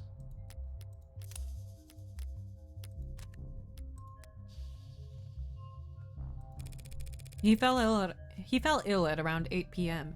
So you spent half an hour together? Why the late call in person? We had an intense discussion yesterday afternoon. David never came in on Saturdays, and I didn't want to spend the weekend glaring at him through screens, so I visited, and he let me in, and we talked. About? The good old days, if you can believe that. Back when we were both new to the company, eager to make a name for ourselves. How long ago was that? 7 or 8 years ago. Ms. Young? Putting a number on it doesn't sound that long ago, but it feels... We spent a while like that, just talking. He was lively and sharp, and I never would have thought that a few minutes later. That he would be dead? That he would commit suicide in front of me. To change the course of my life. A firm reply. What happened? 8:15, he said he wanted to toast. He got up, walked back into his workshop, and then he must have went down into his basement to get us a bottle. I checked some messages in the meantime. Enjoyed the view. In other words, she stayed on camera. He came back up with a bottle of whiskey and 2 plastic cups. We drank and talked. He got quieter, spoke less. I thought he was just getting drunk. I didn't get worried until he started to fall asleep. You tried to wake him? He wasn't responding. I tried to shake him awake, but he didn't seem... I left him and ran to the kitchen to use the security system. Didn't think to use your phone? No. I suppose I didn't. But it worked out. The Penumbra's emergency protocol summoned a VTOL straight to his helipad with 1 button press. When I returned to the parlor, he was limp. I moved him to the floor as delicately as I could. He had a heartbeat, but I just did what I could until they arrived. You went with them to the hospital, I take it? Yes, they insisted. They checked my vitals and ran a tox screen, which came back clean. So did David's, for all the good it did him. I wasn't paying close attention to what they were saying at that point, but I'm sure they ran through every step of the CCE SOP. That's what they're paid to do. You seem certain that it was suicide. Yes. Why? As I said, he got quieter as the time passed and he spoke less. But the last thing he said to me, the last clear thing he said, was that he was happy ending it here. Said he was content. And he downed his glass after that. He drank every last drop. Does that sound like David Asher to you? Curious, restless, perfectionist David? No, I guess it doesn't. Ooh. Lots of stuff. You said the CCE standard operating procedure a moment ago. What is that? CCE stands for Counter Corporate Espionage, which is just industry doublespeak for corporate espionage. Only used in self-defense, you understand? So Noble anticipates employees at your level getting poisoned. They give us all kinds of CCE training. Subtly, of course. Usually disguised on the itinerary as leadership workshops or psychiatric evaluations. They train you to expect to get murdered at these leadership workshops? Murder is fairly rare at our level. Most likely they'll want us too sick to work. Let us drain company resources in a hospital bed while our position sits vacant. It's smart. Like snipers purposely avoiding vital areas to strain the enemy's medical resources. That's terrible. Like snipers purposely avoiding vital areas in order to strain the enemy's medical resources. That's nothing compared to when they want to turn an asset. Feel ill for the rest of your life with an undiagnosable malady. Or become our mole and we'll send you the antidote every 2 weeks. That's a nasty piece of work. It's a nasty line of work. Consulting. I'm sorry? That's just what they call it. Can't exactly put corporate spy on your CV. So every consultant I've met at a cocktail party was actually... It depends. Did they say they're consultants? Or did they say they were in consulting? How the hell am I supposed to remember? So do your people think that what happened to David was a deliberate attack? Noble's competitors have been trying to get to David for years. And that's the timescale their plans operate on. If this was an attack from a rival corporation, the company would have seen it coming.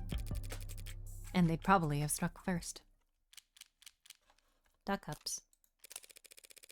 I've been curious about this ever since I saw the scene. Why the plastic cups? There's a story there. David and I got hired around the same time under similar circumstances. Headhunted while finishing our higher education.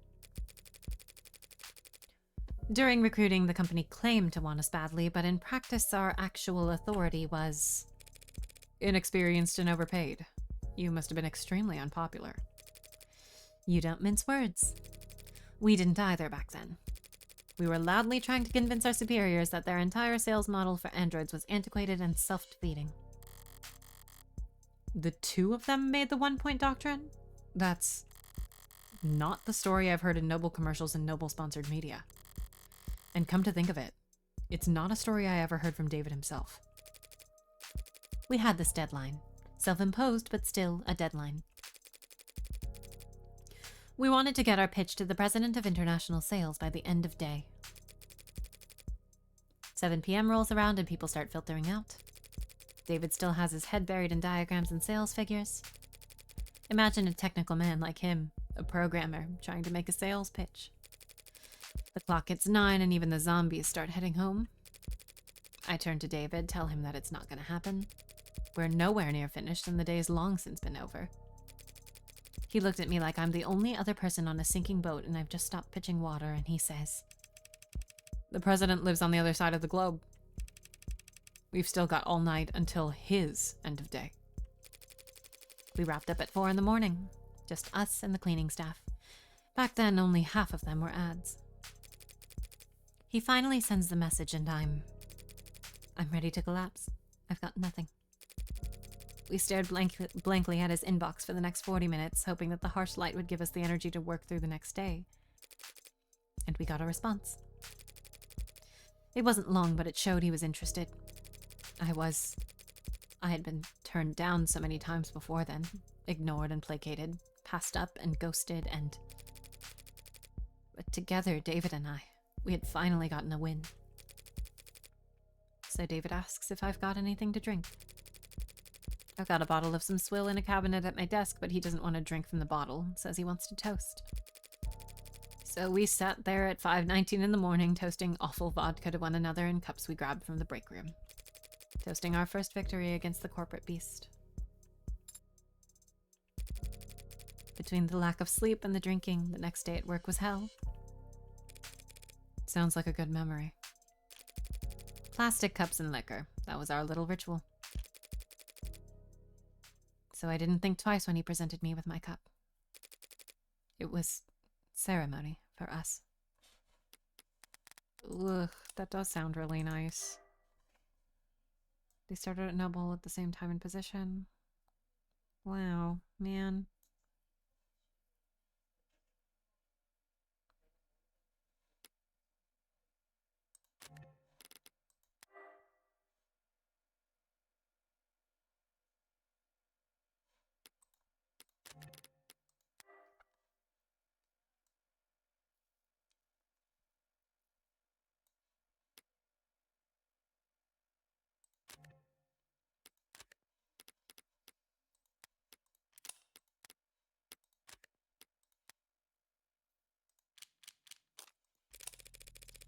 As VP of Android Futures, you're David's superior, aren't you?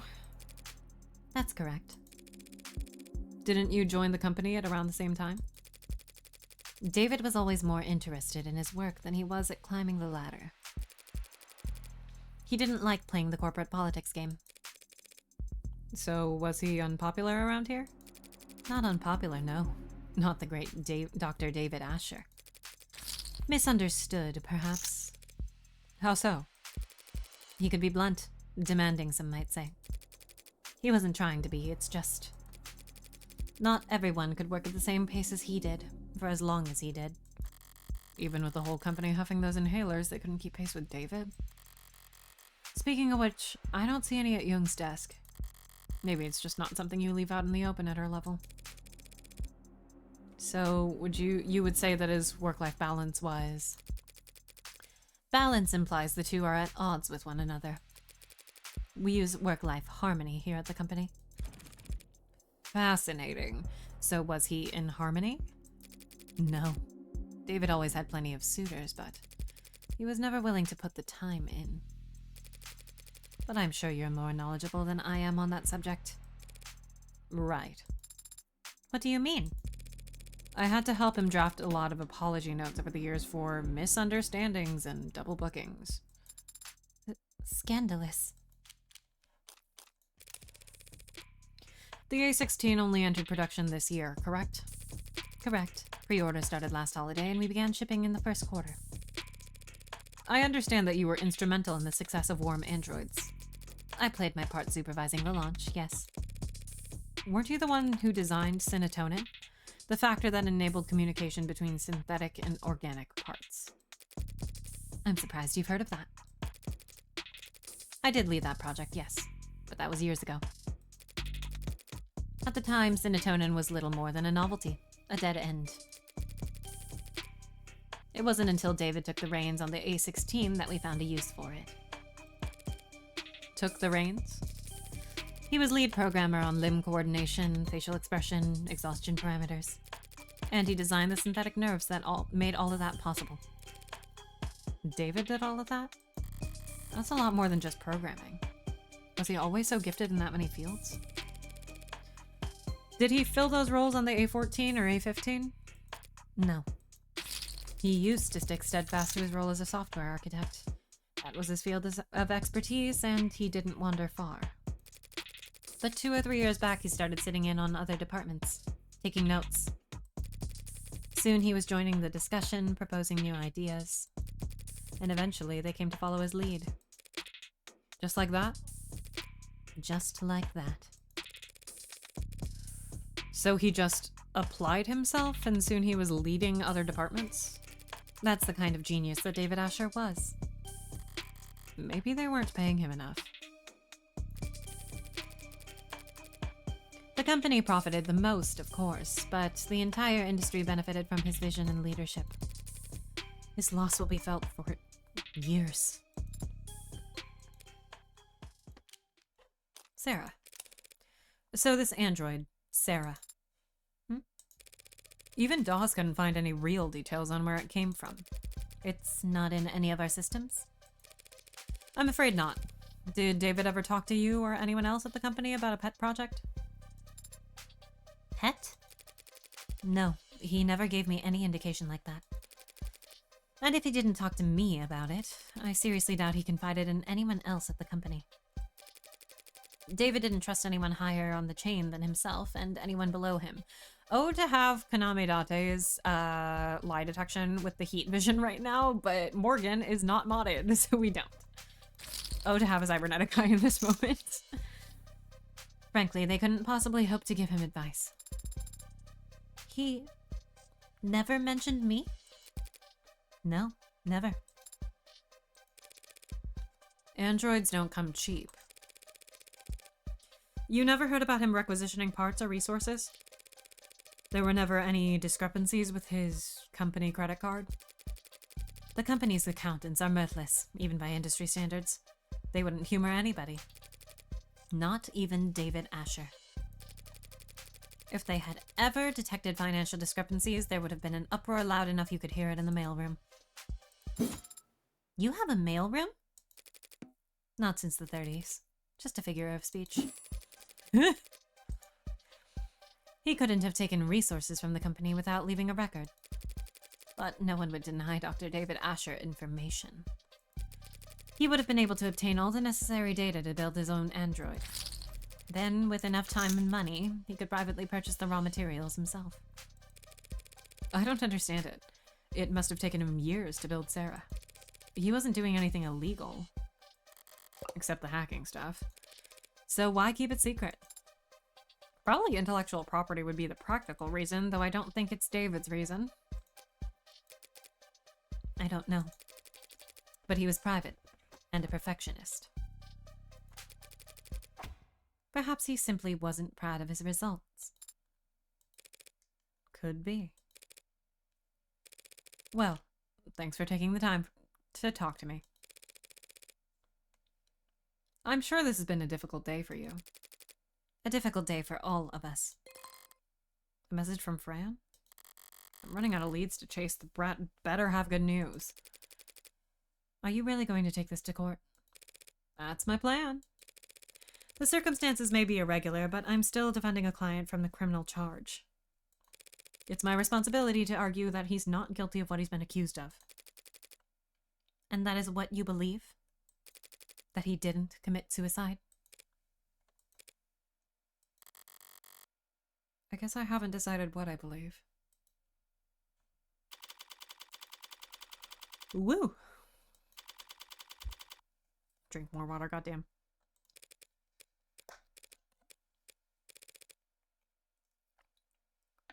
Would you kindly slow the hell down? I'm sorry, Adonai. Was I talking too quickly for you? Oh, walking. That wasn't walking, that was speed walking. Yeah, walking. Up 2 flights of stairs. It's very different. Speed walking. Sounds like a powerful technique. Is it like the Zhenjiao? Just let me catch my breath for a moment. Adonai, is it possible that you are out of shape? No. But since we left the cab, your heart rate has... I'm not wearing the right clothes. Or the right shoes. Is that so? She is in a corset. Yes. Also, I didn't stretch or hydrate, and the sun's reaching its zenith. That would have been several hours ago. Do you mean the air temp... You said it would be a short walk from street level, so I prepared myself mentally for a short walk. Then you took off like a rocket. And you didn't mention we have to go upstairs. Are you sure this place is even back here? The reviews online were quite clear. It's worth the trouble finding it. Maybe if you're a mountain climber. When I sent Fran hunting for a musician in David's circles, I expected them to bring me to someone from the city orchestra or a jazz club. The champagne, flute, and teacup kind of musician. But this is the tequila and neon part of town. It should be in view if we turn... Adonai, be careful. Of what? It's a stray, and it's bearing its fangs too. Dogi? It could be carrying diseases. You should... Relax. Adonai, it's growling. It's not growling at me. See? So it's just me that it doesn't like. Too much static. How'd you get it to calm down? It's an animal, not a monster. It wants to be calm. Boobs. Do you like animals? What kind of cold-blooded freak doesn't like animals? Do you have a pet? No, never have. Why not? Because I don't want to take care of a pet. That seems counterintuitive to me. Well, it makes perfect sense to me, and I don't need it to make sense to you. But... You notice you're only this talkative when it's just the two of us? Just an observation. You shy or something? Did David program you to have android anxiety? It's generally only appropriate to respond to comments that are addressed to oneself. Today, I have rarely been addressed directly by people, other than you. In other words, you're shy. That is not what I... She's so... This is daughter. Can I try petting it? There's no law against it. It's gonna bite you, girl.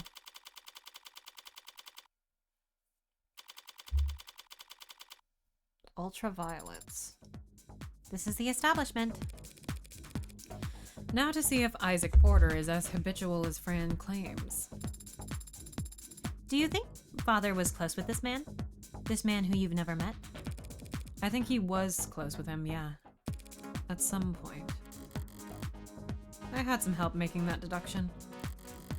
Fran saw that their metadata showed a significant cooling of interaction between the two of them, particularly over the last month. But Fran also saw a phone call between the two last night. So they were close. Do you think they were sleeping together? that is completely inappropriate for me or anyone to speculate about. Haha, yeah, I wasn't gonna bring that up. Inappropriate. Adonai, it's only I'm getting a very important text message from my private investigator. Excuse me. Did you catch the killer yet? No. What the hell? I sent you his position? I'm at his position. I haven't spoken with Porter yet. Anyway, there's no reason to suspect him right now.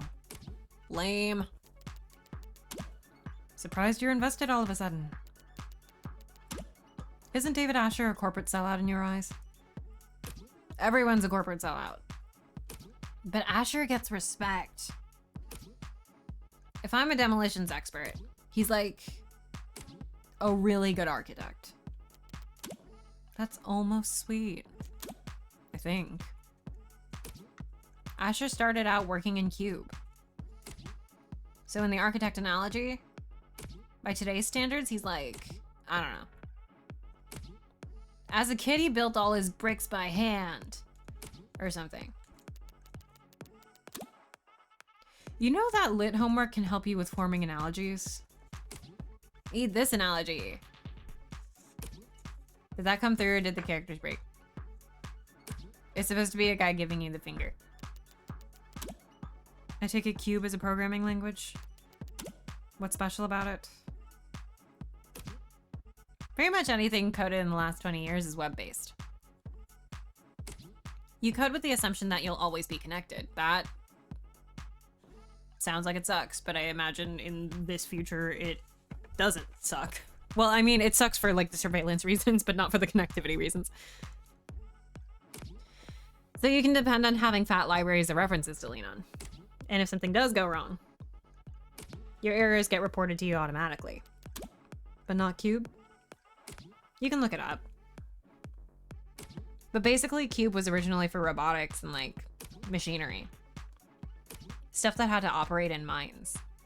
Under the ocean. Middle of nowhere fields with zero signal service. So Cube had to be self-sufficient. How rugged. Where'd Asher learn Cube anyway? It's older than dirt. From like the 40s. I don't know. I think his father had a machine shop or something. Vague. Yeah, well, David didn't like to talk about his family. And I never asked. What did your private investigator have to say, Adonai? Cube. Tier 5 programming language commonly used in the mid-21st century robotics. Intended to support robust behavior trees in low data steam environments.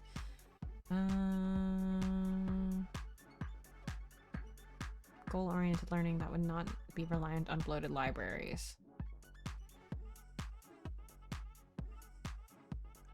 Roseau Fluff, real name unknown, began working on Cube in 2044 as part of a student robotics project. Cube.9 was released in 2045, and by 2048, Cube had already found itself embedded in robotics around the globe. I was literally going to like Google if Cube was an actual programming language, but nice to know it is made up. Okay.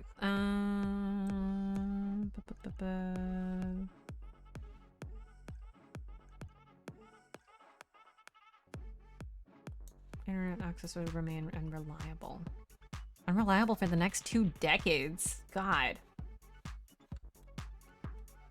Infamously, Contra Fighter engineers used Cube during the 27-day siege. Seized mechanized weapons from peacekeeping forces. Peacekeeping forces is loaded language. Cube has not been developer supported since 2063 and is considered defunct. Little to no corporate interest in the ongoing grassroots digital archaeology effort to archive it.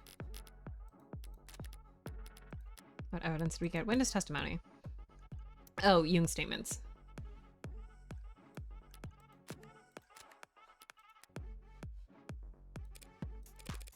Not telling. All right, let's look around. Okay, that's Guy. Let's look at everything else before we look at Guy. Oh, God. The stage for the talent. Pretty close to the floor. Guess it fits with the whole round table aspect of this place. Everyone's on more or less equal footing, dancing in the dark, once you get past the bouncer. Do you think they might have met here? David and Porter? I can't see David walking in here. Because you found the walk so challenging? Because it's too loud to relax. And not dark enough to be anonymous. I see. What's that face? You got an opinion to share? The atmosphere is not bad in here, but the music isn't quite... I'll find you a survey to fill out before we leave. What kind of music does an android even like? Early 21st century punk rock. So true! Look at her face, she's so cute. Is that just you, or does that go for all androids? I haven't met all androids. I can't speak for them. Wonder what they'd say. If they're smart, they'd say that music peaked with early 21st century punk rock. Debate settled. Really funny. Okay. Oh, God. Thing to read. What kind of reading material gets left out in a club? A tabloid interview? Yup. All right. You've heard her name on everyone's lips. You've seen her face in magazines and commercials. And then you double check to make sure the photos weren't labeled as edited. Sit down with luxury. Hold on. Babysit the thing again for me.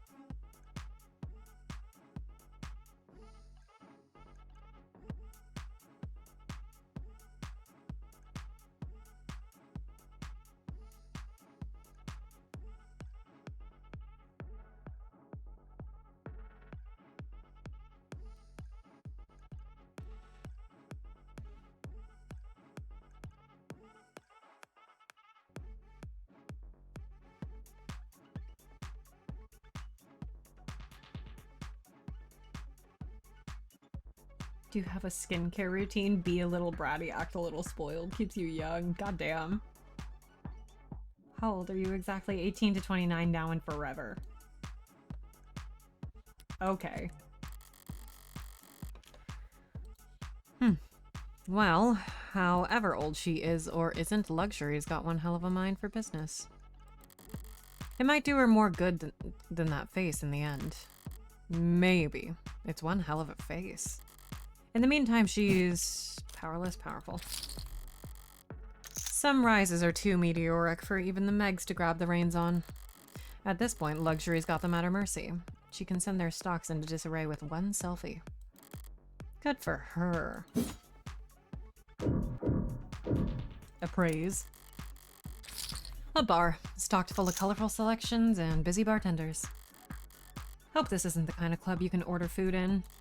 Only time bar food is any good is when you're drunk enough to forget the taste and in the gap between chewing and swallowing. That's not true. There are bars with good food. So you can, like, eat things? Yes, I can. What, like, android food? There is no such product. So what do androids eat?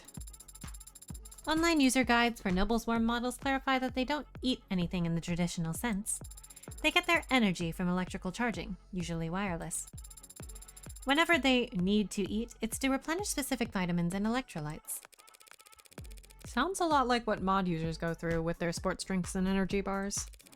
And charger separation anxiety. According to the net, warm androids can ingest nutrient-rich processed carbohydrate pellets if they need to forego electrical charging long-term. Processed pellets? You mean like kibble? Like dog food? No, it is not like dog food at all. Can you buy it from the pet store? It seems that you can. How is this something that you have to look up anyway? Because I've always just eaten what father gave me. Like what? Marbled beef. Never hydroponic avocados. Foie gras. What the fuck? Is never hydroponic like it doesn't go brown?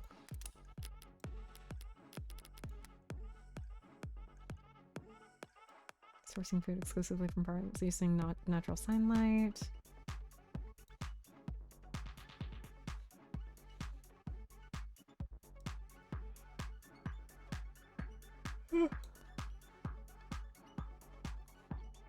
Just in the latter half of the 21st century because of the sea level. Vertical farms. Each floor is utilized for food production, saving on real estate costs and reducing the impact of unstable weather on agricultural output. Movement calling for sourcing food exclusively from farms using natural sunlight. Okay.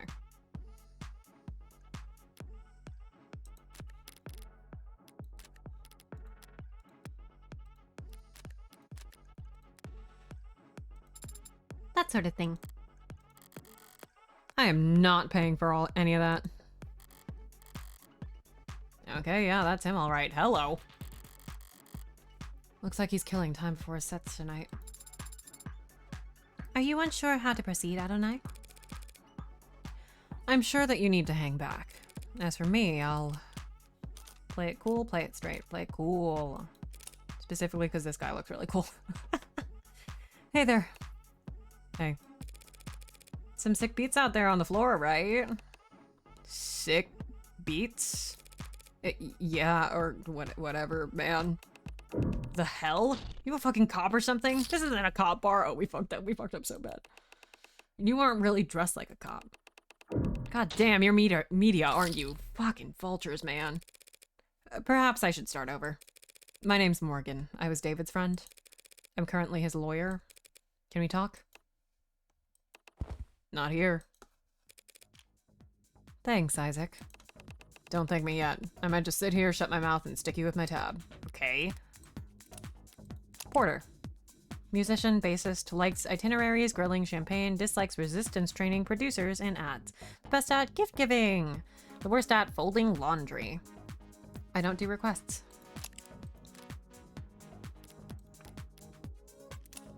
Save over our fuck up. It's fine. So what kind of lawyer are you? What kind of friend? I'm his defense attorney? Think you missed the bus on that, yeah? I'm a friend that needs to know what happened yesterday. Doesn't everyone? Try somewhere else, friendly lawyer. I haven't seen him in weeks. You might not have seen him, but we both know that you spoke with him over the phone yesterday, only a short time before he died. How the hell? Isaac. It's pretty obvious that you don't want this particular spotlight to linger on you any longer than necessary, so why don't we cut to the chase? No lies, no playing coy. Fine. Sarah? Yes, Adonai. The hell? Is that thing transmitting? I am not streaming any data, no. Porter doesn't seem to recognize Sarah either. One more person David was keeping secrets from. I need to record everything for the court. Fine. You two were together, is that correct? We were together. I ended it. Oh, shit. It is his ex. Oh, no. Oh, no, no, no, no, no. Yesterday. Oh, this keeps getting worse. I'm delighted. Care to elaborate? Our entire relationship? Oh, on our entire relationship. Look, you can tell me everything once and I can get it on the record. Or you can hear the same questions over and over again from 1,000 different cops and Megs for the next 3 months. We met in a bar. I'd seen him come in a few times, each time with someone else. Each time talking with his mouth but not looking with his eyes. It ticked me off. Scribbling on napkins and letting a single gin and tonic sweat onto the table for 2 hours. His dates would all go to the bathroom or take a call and slip out the back.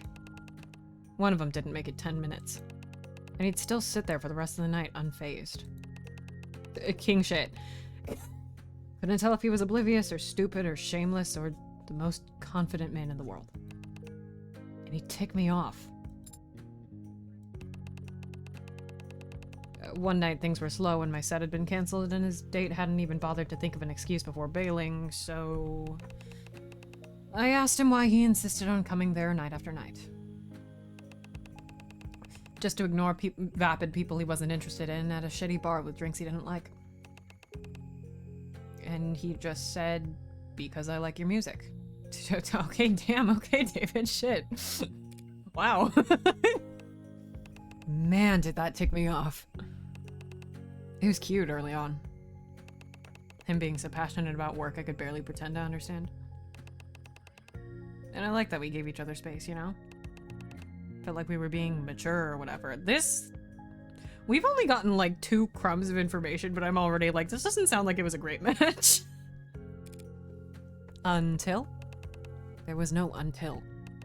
No one day where everything turned sour.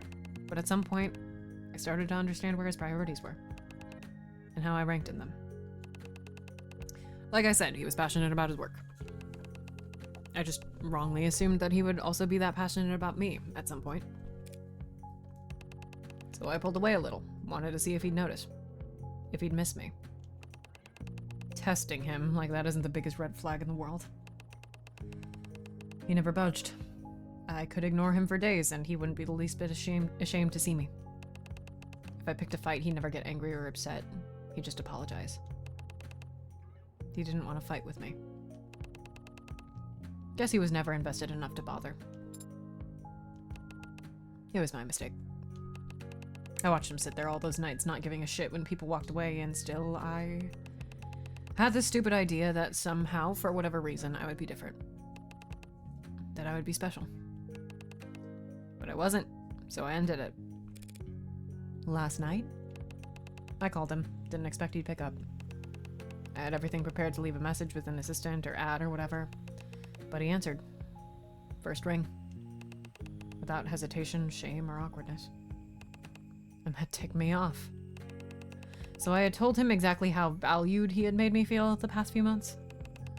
I told him exactly how insignificant I felt as the boyfriend of the illustrious Dr. David Asher.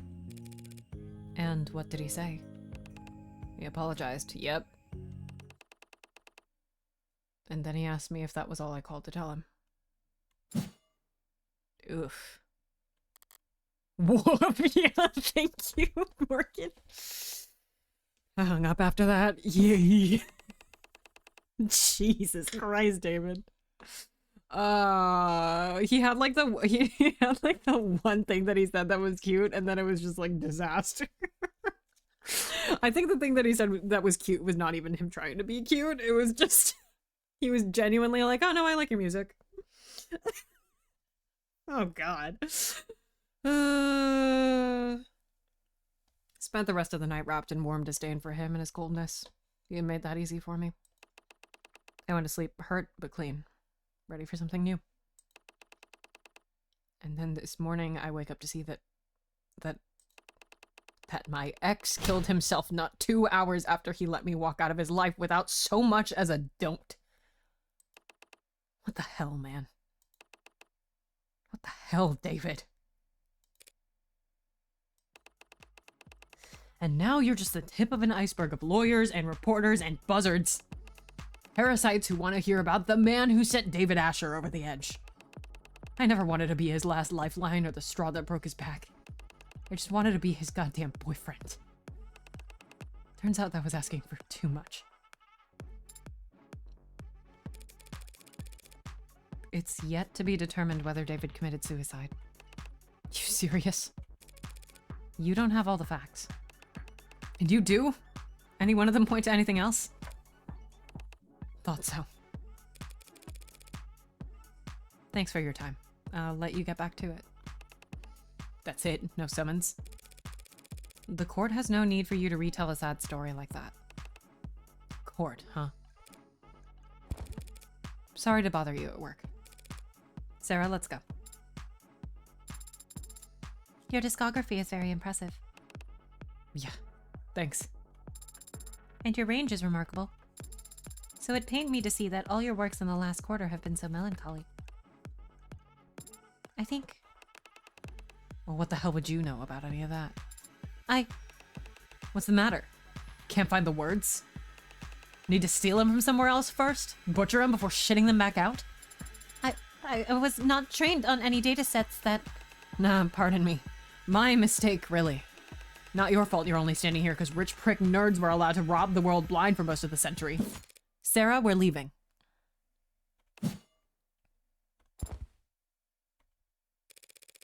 What the hell was that about? He was under the false impression that I was programmed using a massive automated learning model.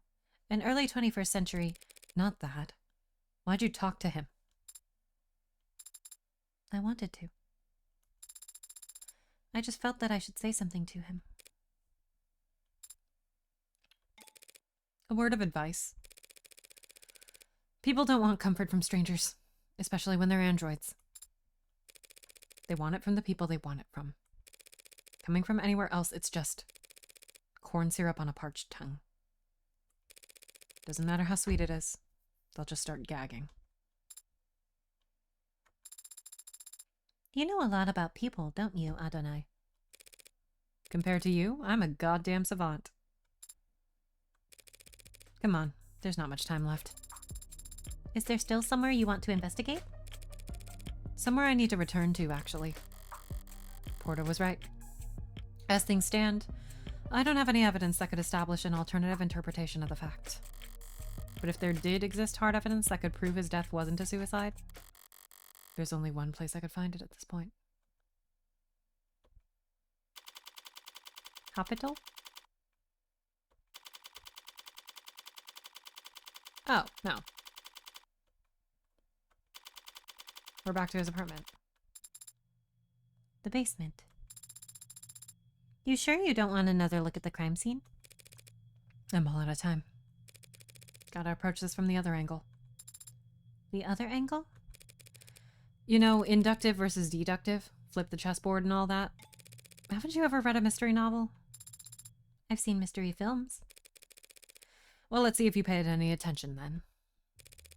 What killed David Asher? Poison. 10 points.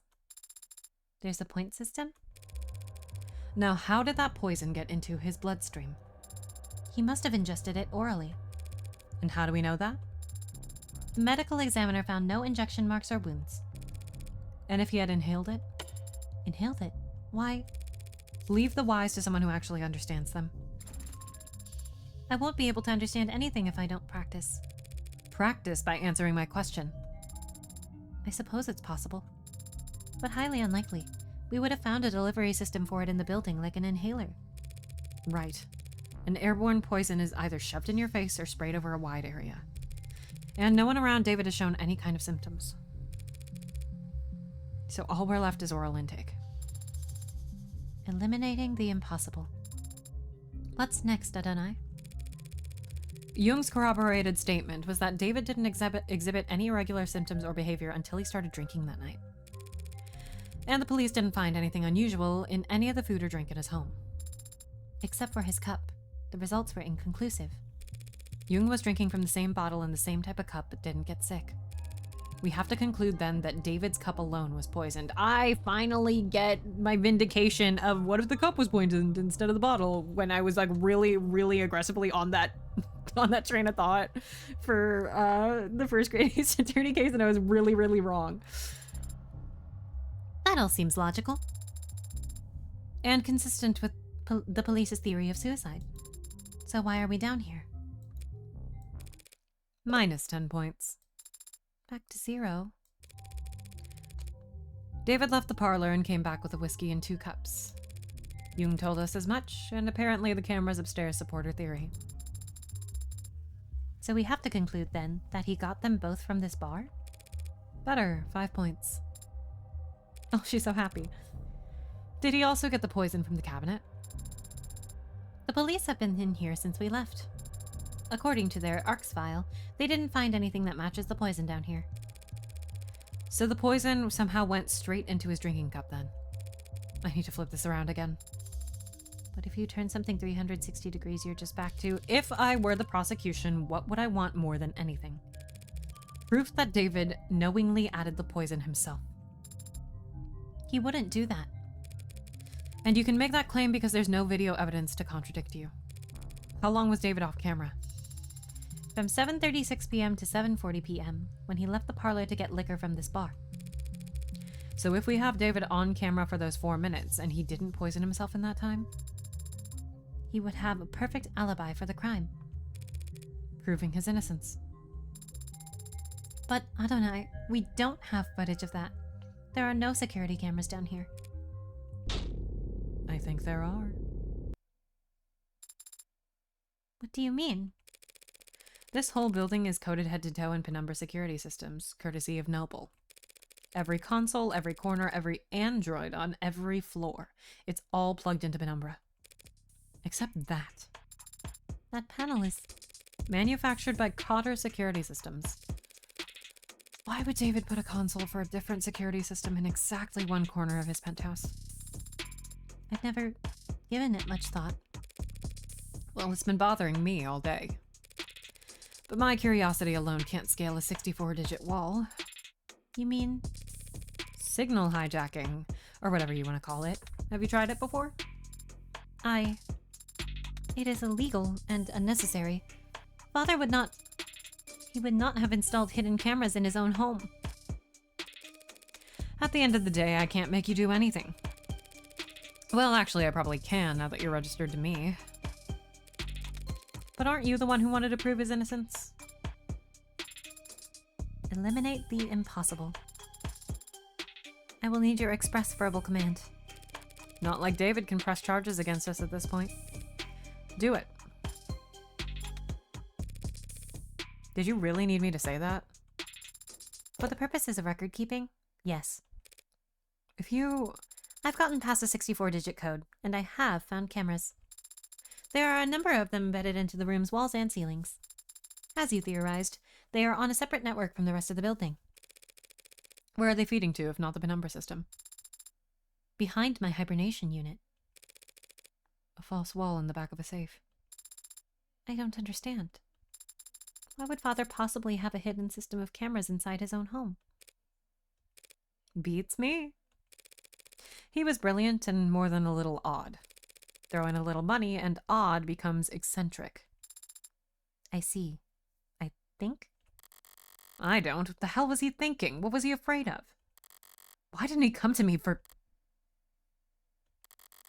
Time's short. Gather facts now and leave the computation for later. Oof. What's the story with this anyway? Some kind of fault in the foundation? I don't know. I've never noticed that crack before. Might want to get those eyes checked. There's nothing wrong with my vision. This crack just must have been created during my most recent hibernation. How? Did David drop a weight a bunch of times over and over in the same spot? What did David even do with all this equipment? Dry his laundry? What makes you so sure he wasn't exercising? Did you ever see him use any of this crap? No, but he must have used the weights when I wasn't looking, since he promised me that he'd take better care of his health. Sarah, the weights are all maxed out. David couldn't have put up numbers like these even if he was piloting a frame. Don't be so sure, Adonai. Pardon? The following is a true story based on primary sources who were present for the event and its aftermath. Copenhagen, 1981, 8:10 a.m., local time. A towering man with the musculature of a world-class professional rugby player enters the Global Donk Bay, on the Fredericksburg Lane. He explains to the bank teller that he has a bomb in his suitcase and that he wants his gym bag filled with unmarked bills. A security guard approaches him from behind with a nightstick and swings. But the man simply catches the weapon and bends it into a twisted knot with his massive dinner plate-sized hands. When asked to describe the suspect to the police afterwards, the teller had only this to say: "That man was all muscle." The rest of the bank heist proceeds without incident, and the man exits the building just as police arrive on the scene when suddenly, his suitcase explodes. But it's just a smokescreen. Local officers quickly recognize the ploy and rush towards the door, grabbing each of the hostages as they flee while desperately searching for the perpetrator. What they find instead is a diminutive, frail, sheepish young man barely 160 centimeters tall, holding a gym bag full of money with no recollection of how he got here. Renowned psychologist and trained hypnotist Dr. Werner Kurtzer? Yeah, sure, wrote the following in his diagnosis: acute dissociative identity disorder. That's right, the man had a split personality. And so great was the disparity between his two halves that when they switched control, he physically changed, becoming taller, bulkier, and capable of previously unthinkable feats of strength. So be careful what you say. Oh, but so be careful what you say a man like Father can't do, just because of how he looks on the outside. Sarah, every single word you just said was false. Huh? Don't believe everything you read on the net. What in the 999? Okay. Poor Sarah.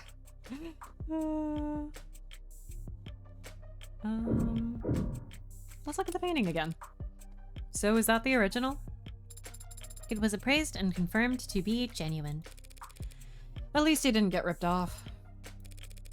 I'm a Philistine when it comes to this kind of stuff. What does an android see? I see a meeting. Or perhaps an encounter? Two apex forces of nature, two kings of the forest. The stag and the tiger. I think. Great, I'm officially less cultured than the robot. Alright. Peruse. Make sure there's nothing over on this side that I missed. I don't get to look at the car again. Nothing over there. Okay, cool. Just this.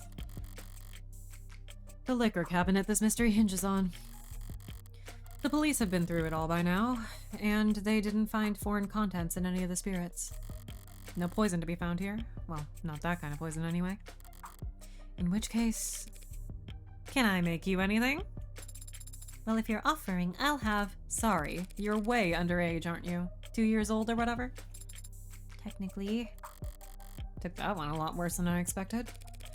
Cheer up, maybe you'll find a mocktail if you climb to the top of the ladder. This is a rolling ladder, a kind of step ladder. Not a ladder. Yes! Yay, we get step ladders in this game too! Oh, we keep winning. We keep winning.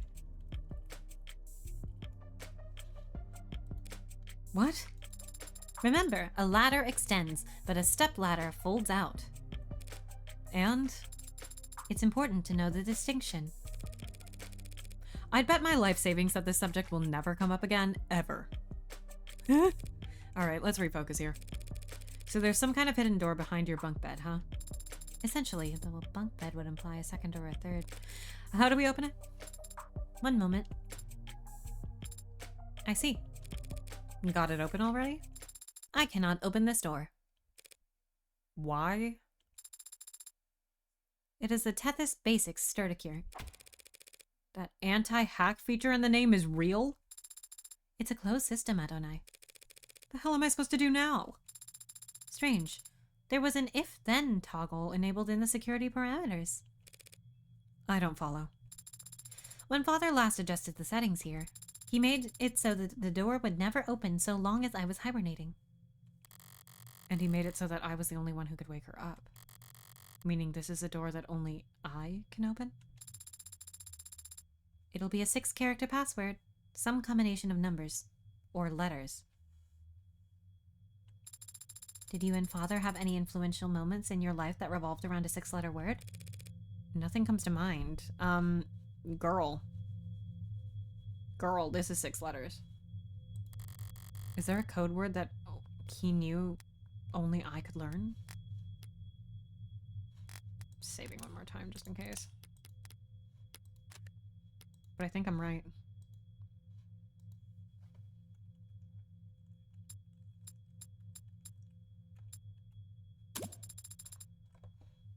Oh, damn. I was really hoping. M-O-R-G. Was that your name you just tried? It's 6 characters, isn't it? Yes, but it's not exactly secure, Adonai. Okay, that's fair. Anyone who knew you and Father were close could have tried guessing it. Was there some word that only the two of you knew? A nickname? Pretty much everyone just calls me Morgan. But not everyone. But it has to be 6 characters? It wouldn't be Angel, would it? No, it has to be 6 characters. What the fuck? Hold on, I want to check the profiles again, so I'm just gonna type this in and it's not gonna be right. I can't type it in because it's 5. Can I delete? Yes. I'm typing Morgan in again to see if there's funny dialogue. Okay, cool. I want to look at the profiles. David.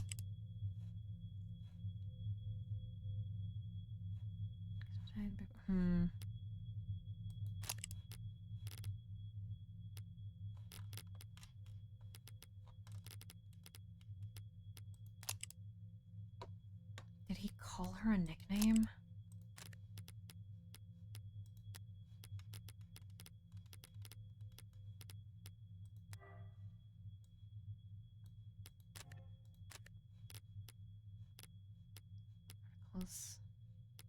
Avoid time to customize my phone terms.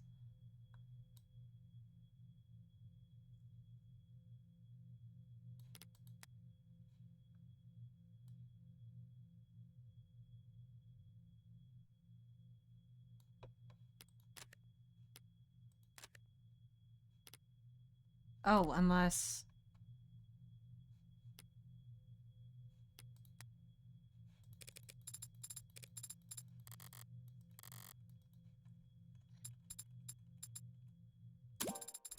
Yeah. It's opening. What was the password, Adonai? You'd never guess.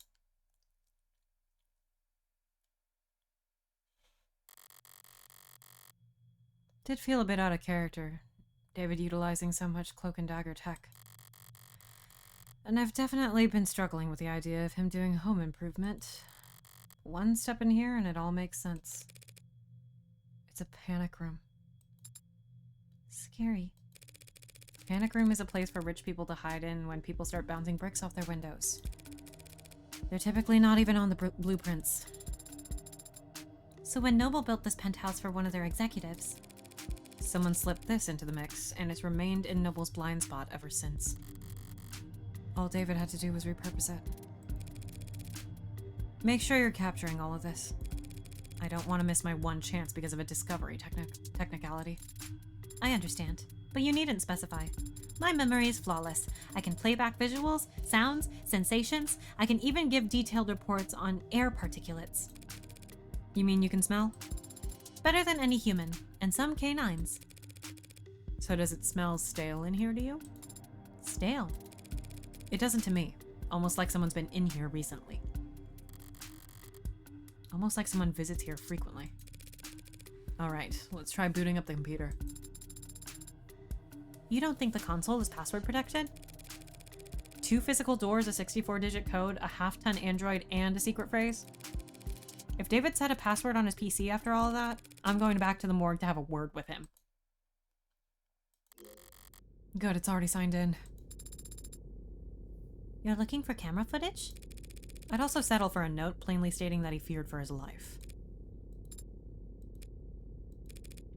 What am I doing? Here, you search for video files. They'll probably be timestamped and formatted for short-range devices. I have the subfolder. Oh wait, did I read that right? Oh no, it was Sarah. I have the subfolder. The cameras stream live data constantly, but the files are clipped at fairly regular intervals. Once every week, it seems. The most recent video file here has footage going back 8 days. It was accessed yesterday at around 4 p.m. You were asleep then, so the only person who could get in here at that time is David himself. Alright, let's see it then. Of course.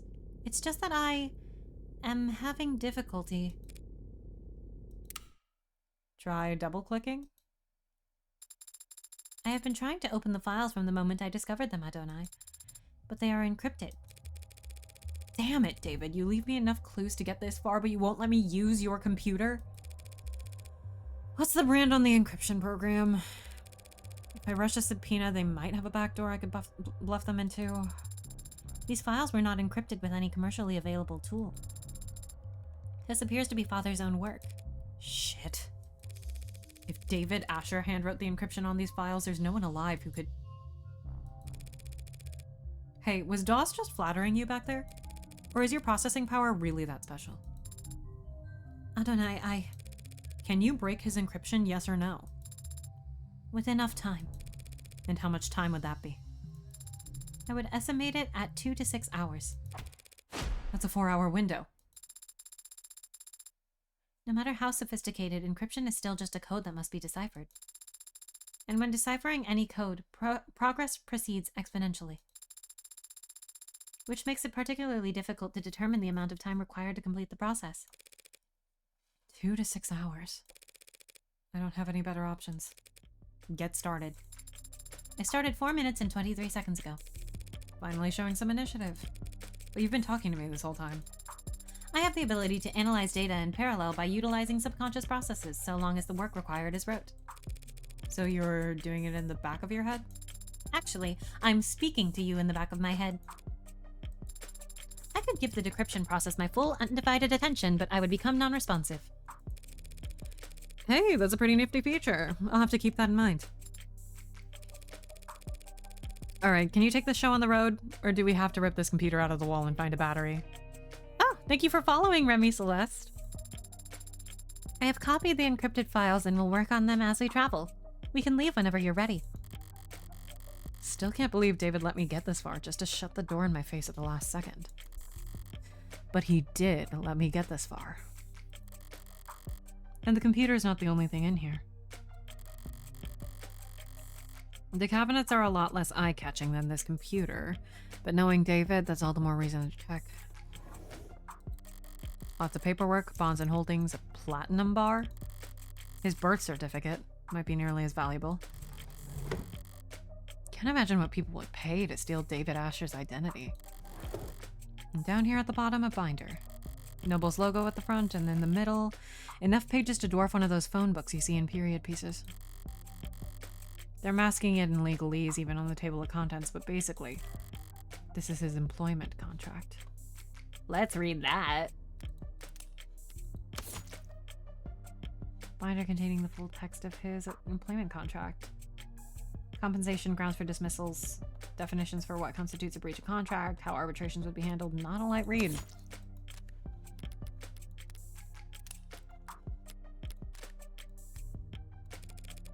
Hold on to this for me. It must be very important if you're giving it to me. It's certainly very heavy. Was there anything else in there? Expecting an updated copy of his will to show up. It is a possibility, isn't it? Maybe in a corny old murder mystery. Widely beloved and respected genre with over 2 centuries of... There is something else. Your papers. That Evangeline Morgan be given immediate and complete ownership of the android designated Sarah. It's dated to a few weeks back. Had he already made up his mind about all of this? If he had, why'd he hide this here where no one else could find it? Was I just a backup plan? Well, at least we got something a bit more concrete than Starling's word now. Evangeline Morgan be given absolute ownership of the android Sarah. Tax-free transaction, fortunately.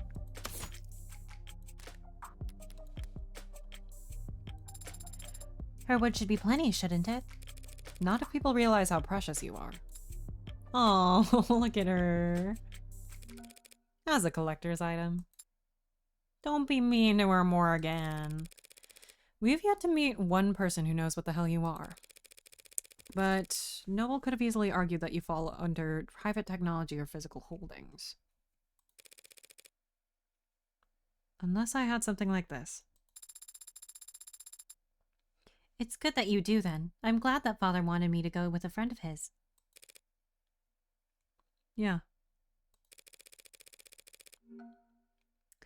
This'll get me a huge tax write-off when I donate you to a for-profit college. You could at least pick a charitable institution. It's just an old saying. All colleges have been for-profit since the 60s.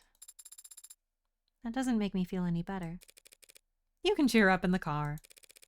Hail us a ride to the courthouse. Priority. There is an upcharge at this hour for priority transportation. That's irritating. But I'd like to have more than just a few minutes to prepare once we get there. The upcharge is a multiplier of 5.7. God damn. I'll prepare on the way over. Very good, Adonai.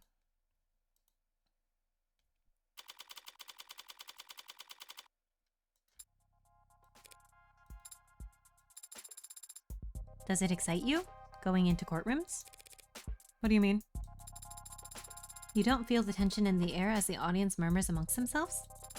You don't feel a fiery sense of justice rising in your gut as the prosecution smirks at your ragtag assembly of witnesses? Do you really think this is going to be like some kind of movie where the good guy saved the day? Probably not. But that would be nice if it were. What's your deal, anyway? Did David train you off of a movie marathon from hell or something? We did watch films together, if that's what you're asking, though he was rarely the one who suggested it. So you were the aggressor. What's an android get out of watching a flick, anyway? What do I get? Why do you do it? What's your reason? I'm not sure how to answer your question. Never mind. Forgot what I was talking to. I like the performances. Sure. There you go. Got a crush on Humphrey Bogart or something? He's a handsome man. But it's not the actors I like so much as their performance. The truth is, besides Father, I have very little experience when it comes to people. I hadn't noticed. I read the net, and I watch people and what they share of their lives. But it's all so subtle, so hard to follow. There are so many unspoken rules that can't be taught, only learned, and I often struggle to grasp them. You're all so complex, so detailed. But the characters on screen are exaggerated, larger than life. The actors enunciate. Their body language is precise and meaningful. Their faces are bright and softly lit, and their eyes are. It's fiction. So these characters and their stories, they have a beginning, a middle, and an end. And the people on screen don't ask anything of you except your attention. You can't disappoint them or make them feel awkward. You can just watch and learn. But what about you, Adonai? What about me? Do you like movies? Yeah, sure, back when I was a kid. Really? Who was your favorite director? What was your favorite film? It was a long time ago. I don't remember.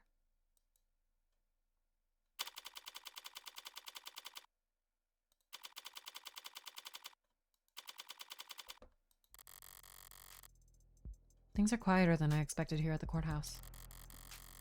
Though I've always felt courthouse is a bit of a misnomer.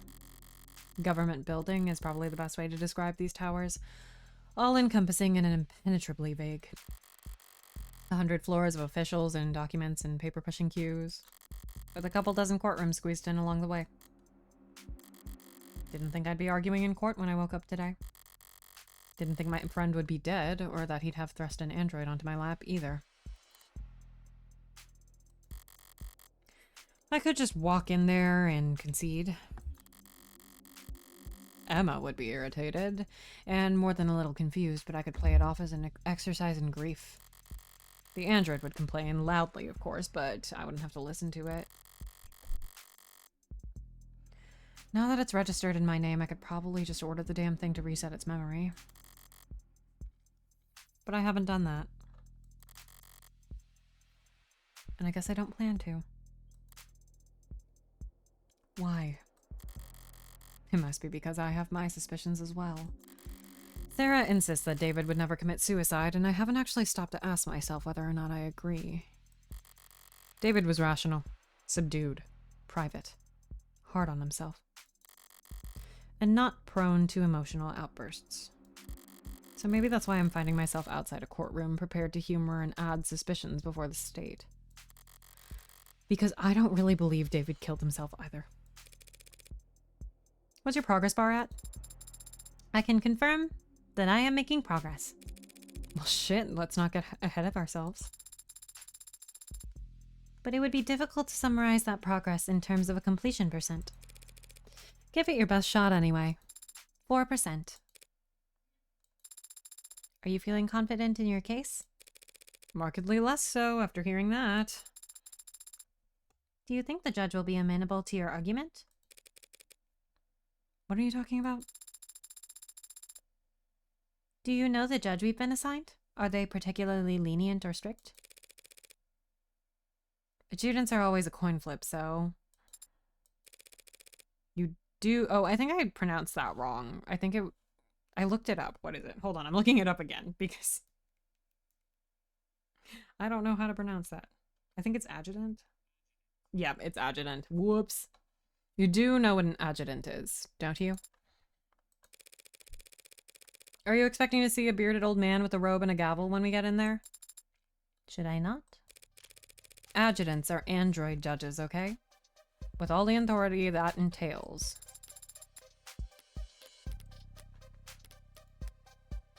Automated dependents that preside over trials for the state. They're sold as software and then loaded onto courthouse-specific hardware. Udgy, rip Udgy. We've only got robots. They can interpret trial proceedings and render judgment based entirely on stenographer records if need be, ruling on cases in an entirely digital capacity.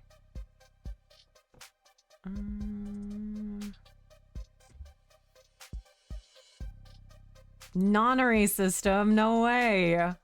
We are getting consonant references this time, guys.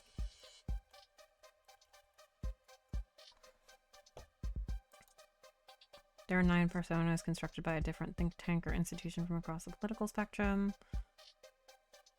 9-fold personality engram. So this is like similar to well, I'm guessing that like it's similar to how like enneagrams and shit would work.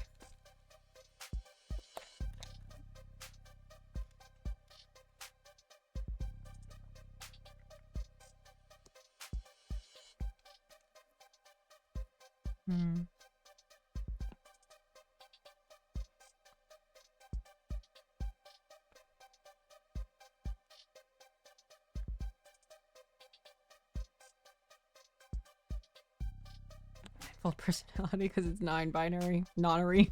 Nice.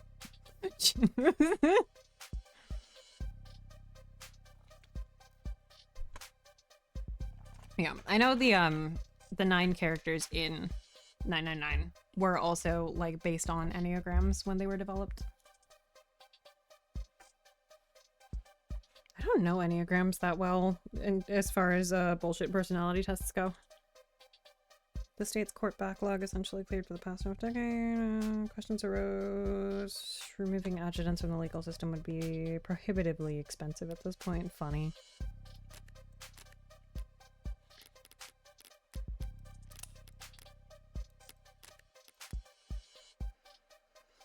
I am surprised to hear that people are willing to accept rulings made by automated dependents.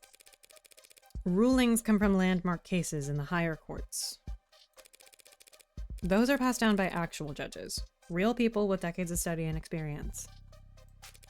But not every eviction case or traffic ticket that ends up in court requires years of legal expertise. Sometimes all you need is a referee and a sentencing algorithm. So androids are used to reduce caseload. Been that way for decades.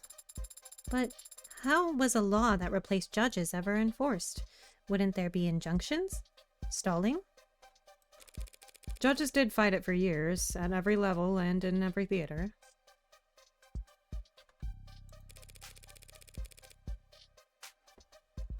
But the public lost their patience for that kind of obstruction during the 60s.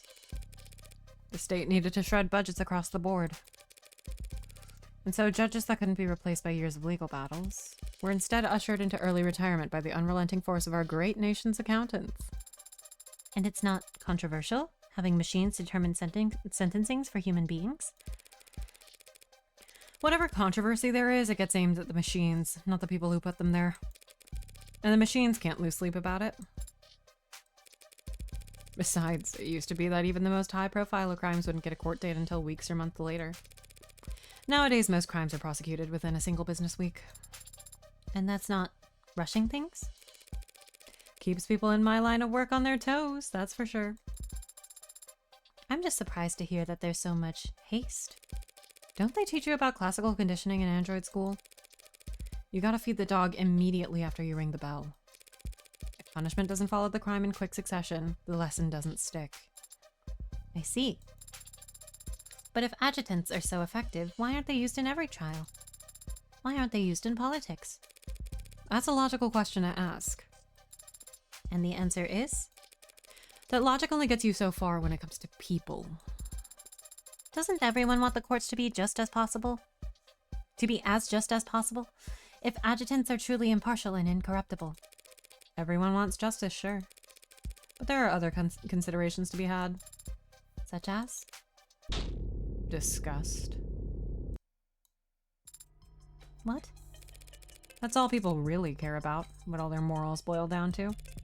Just what they do or don't find disgusting. Only problem is, everything's more palatable when viewed through a screen.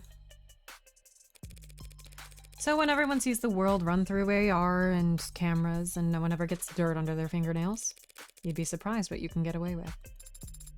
I don't understand. Yeah, well, therein lies the problem.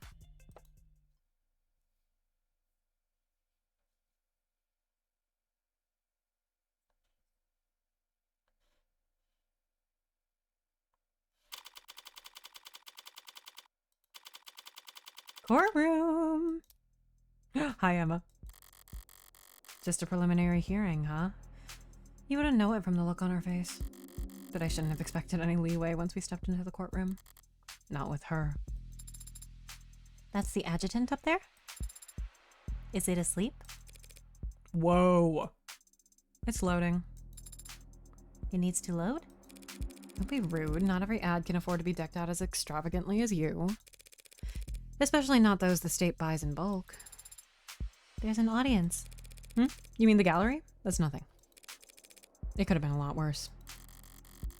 Word of any trial in the case of David Asher's death must have spread like wildfire. Even a mock trial like this one. Detectives like Reyes or London would get chewed out for leaking things to the press.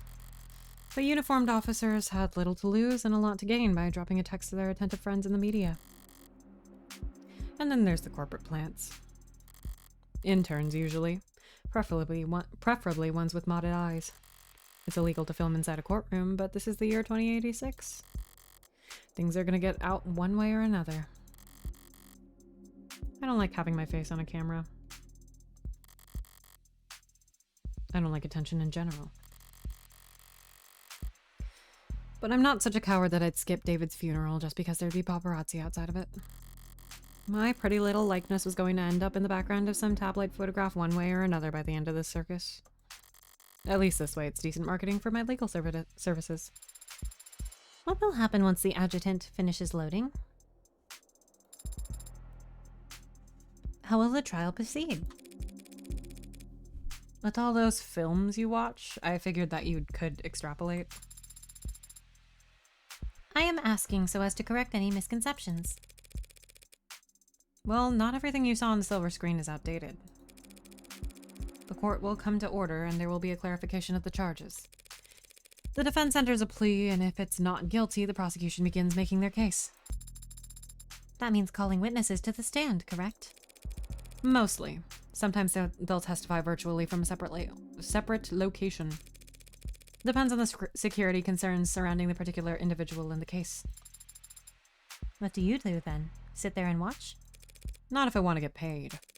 I cross-examine witnesses after the prosecution are done questioning them. I can present evidence or witnesses of my own in response as long as I have discovery backing me. You've said that before. Discovery means? Just that I can't pull stuff out of my pockets and present it without any kind of context. I have to have proof that I acquired it legally during the course of my investigation. Most of the time, that means having recordings or witnesses that can verify my investigation. Cunty juge. Which I can provide. I get the sense from the nonary system that they mentioned that it's going to be a different judge design anytime we see one. You didn't think I was letting you tag along because I liked you, did you? And the jury? I don't see where they would sit. The jury hasn't sat in the actual courtroom for years now. They have their own chambers where they watch a feed of the trial's proceedings in anonymity. Close enough. Welcome back, Apollo Justice. And that's not an issue? Don't people want to look someone in the eye before passing judgment on them? You've got an old-fashioned sense of justice, don't you? But there's no jury at a preliminary hearing. At a preliminary hearing anyway. It's only meant to evaluate whether or not the prosecution has enough evidence to go to trial. Mere formality in today's day and age. With tools like optics and arcs, there's never any shortage of evidence to work with.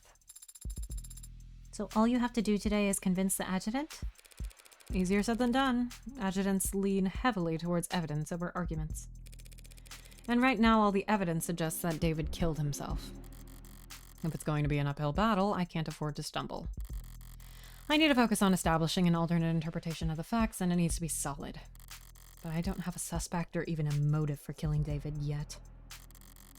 Anyway, I'll need to be sharp. Emma doesn't play nice enough for me to be anything less. Hee hee. I think it's waking up. The third lower court is now in session. Adjutant AD-84 presiding. I call to order the case of People versus Asher. Sorry, the eyes are crazy. Do the people wish to make an opening statement? No, Your Honor. No point in bothering when it's just the adjutant here. Very well. Do the defense wish to make an opening statement?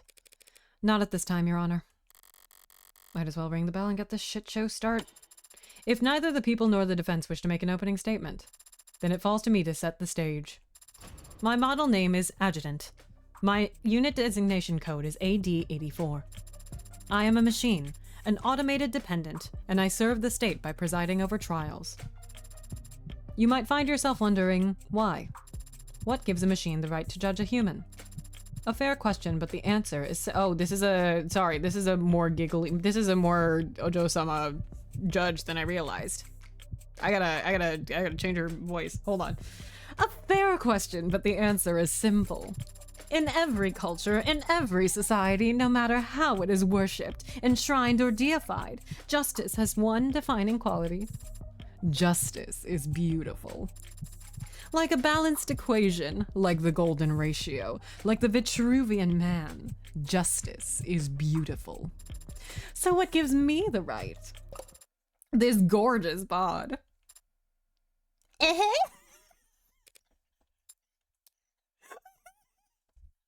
So true. Whatever, forget it. Forget I said anything. I was trying to lighten the mood, but I can see everyone hates me. Do the trial without me. They're guilty or whatever. Your Honor? Wait, what the flip? This defendant's already dead.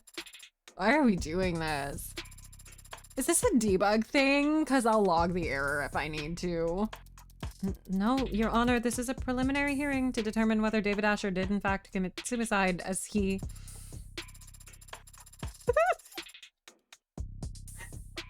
I get it. You want to make sure he wasn't cuckoo in the cranium before you cut off his will like a T-bone. Should I go like full Junko and Oshima? I feel like I should, right? Yeah, I feel like I need to go full Jamie Marchi. Oh shit, what did I say? They aren't. Oh wait, I didn't realize that adjutants were so lively. They aren't. They're supposed to be austere and statuesque. Looks like we got served the most in need of repairs adjutant the court system could find.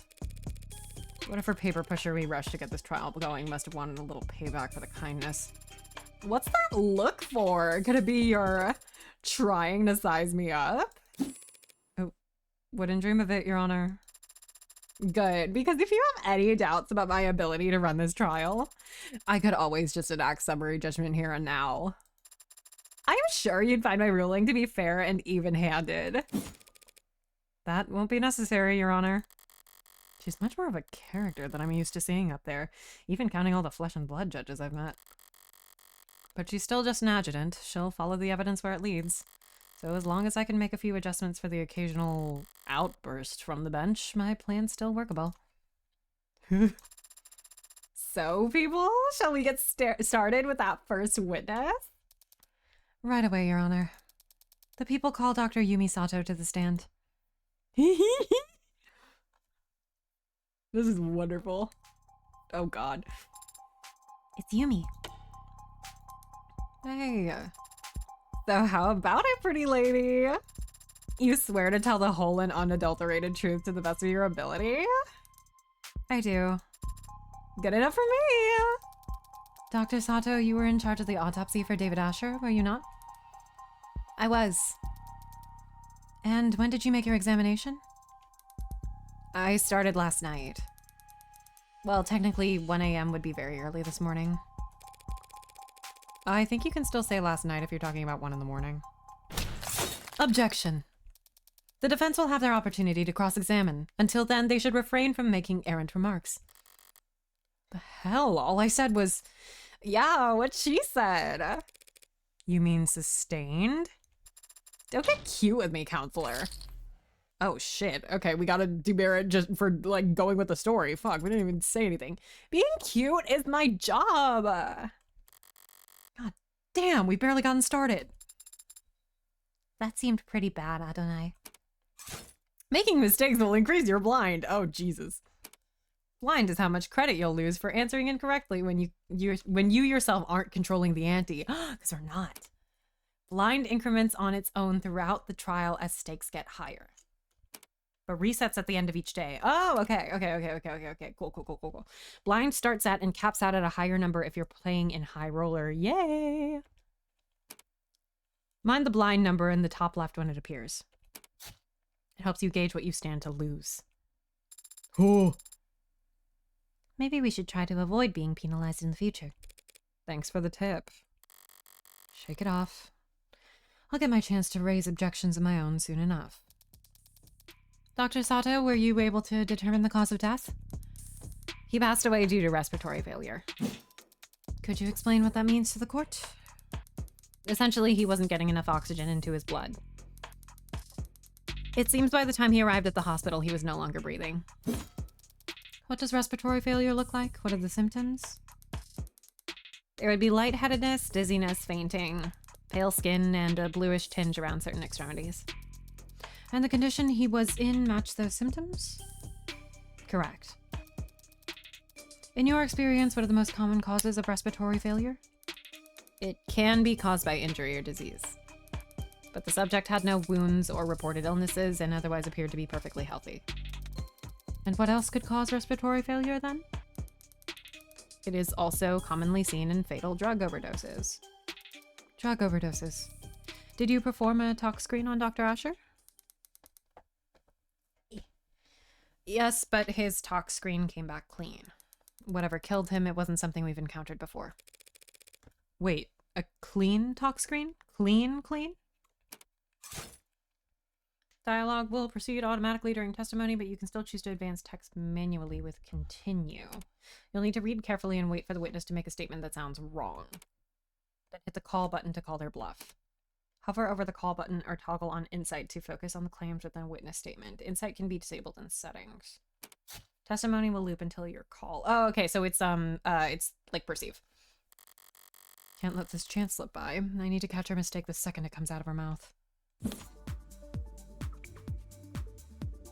Wait. Wait. Hold on. Oh, I see. I understood. The subject passed away due to respiratory failure. Essentially, he wasn't getting enough oxygen into his blood. He would have experienced lightheadedness, dizziness, and then fainting. As the subject was healthy, the respiratory failure might be attributed to a drug overdose. But when a tox screen was run at the hospital, it came back clean. Wait, shit. What? Oh, shit. No, I hit it too late. Fuck. After choosing to call on a statement, you need to respond with evidence. Look over the 3 cards that show up and confirm your card before the timer runs out. I can't go back. Oh, no. Not poisoned. Oh, shit. That is, open your mouth without thinking, huh? And there's only room for one airhead in this courtroom, and it's not you. It's me! Of course, Your Honor.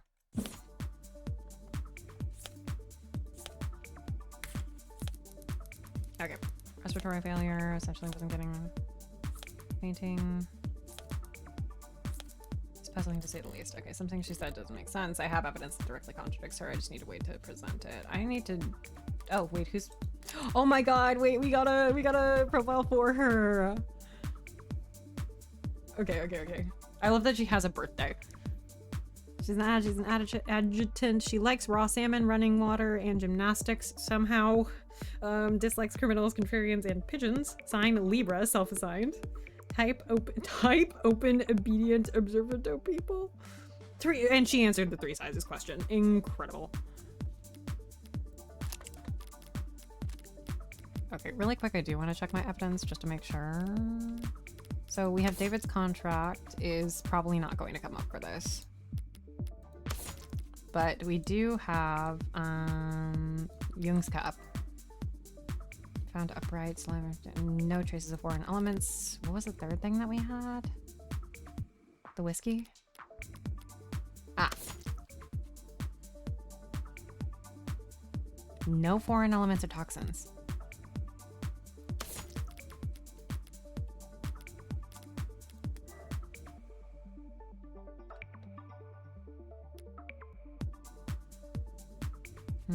Oh yeah, toxicology inconclusive because too much of the whiskey was drunk. Oh, scary.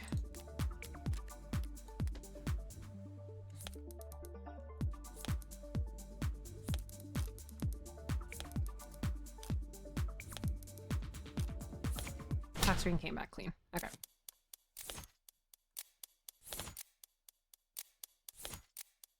Ah, fuck.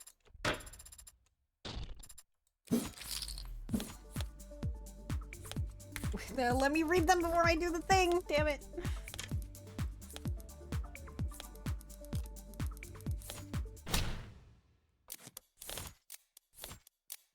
Whatever.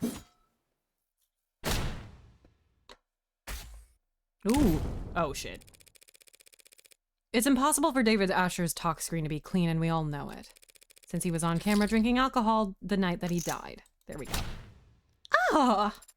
That makes sense! And that scared you? The witness merely misspoke, Your Honor. As it plainly states on the tox report itself, Dr. Asher did have alcohol in his blood, but not at such a concentration as to be lethal. Yeah, my bad. When I said the tox screen was clean, I just meant it didn't tell the attending physicians anything they didn't already know. Overall, a little more nitpicky than I would like to be, but at least I was able to balance the momentum, more or less. Shall we continue, Dr. Sato? If the tox screens were negative for pharmaceuticals and drugs, what caused Dr. Asher's respiratory failure? During my autopsy, I analyzed his blood and was able to isolate a foreign compound. So there was a lethal dose of a drug inside his body. It just happened to be a drug that the hospital had never encountered before. That's correct. I think we're all going to get tired pretty fast if we don't at least pick a placeholder name for the substance, Your Honor. The people don't object, Your Honor. In that case, I'll put all my creative heuristics to work coming up with an original, scientific, fitting name for this substance. A name like Omega. Omega-3. That name is already taken. Fine, I'll call it Delta or whatever. Delta, used in science to denote an unknown variable. Not bad. Delta has other meanings when it comes to drugs, but yeah, our Delta matches no known public pharmacology or toxicology records. That being said, chemically, it does have all the hallmarks of a general depressant. I know the feeling. So it stands to reason that it would exhibit a smaller effect on the body when a similar effect on the body when ingested. You say ingested? Why? I eliminated all other possibilities during my examination of the body. He must have swallowed it, and judging from his stomach contents, it must have been a liquid. Thank you, Dr. Sato. Shall I summarize things for the court? Yes, please. I wasn't listening that closely. The victim died of respiratory failure. And his tox screen showed that his blood was clear of anything that could cause respiratory failure. Except for this unknown substance. The poison we've labeled Delta. Well, that sounds like a textbook suicide. Should we wrap it up here? Not quite yet, Your Honor. This may clearly be a poisoning, but there's at least one detail about this case that doesn't feel like a suicide at all. Died from respiratory failure. Drank with David before he died. Didn't see him add anything corroborated by cam footage. Was a risky drink before death. Negative for poison. Oh my god, why is it so hard to select things? Let me read. Okay. think it's this. The people shouldn't get ahead of themselves. There's nothing textbook about a supposed suicide that had a witness sitting there watch it happen. As you say. Well, now I'm lost. Was this poisoning a suicide or not? If that's the case, then perhaps we should give the defense the opportunity to cross-examine. Unless they're going to insist on testifying themselves. How kind of you to offer. Ball's in my court now, so how do I counter? Emma's argument basically goes as follows. David ingested Delta knowingly, and the Delta caused his respiratory failure. He died of respiratory failure, and thus, David committed suicide. During blackjack, every piece of information you learn deals you a card. Choose only the questions that are logical and relevant, and only press if you think a line of questioning is worth continuing, or else you'll go bust and lose credit. Select the press option to see what the follow-up question would be. You can only win blackjack when you reach exactly 21. So don't press further if you're already there. And don't ask the wrong questions. Ooh, I love this. With my cross-examination, I need to put a microscope over the weakest part of that argument. And hope that some cracks will appear under pressure. You sure it was ingested? Respiratory failure? Are you sure Delta is to blame?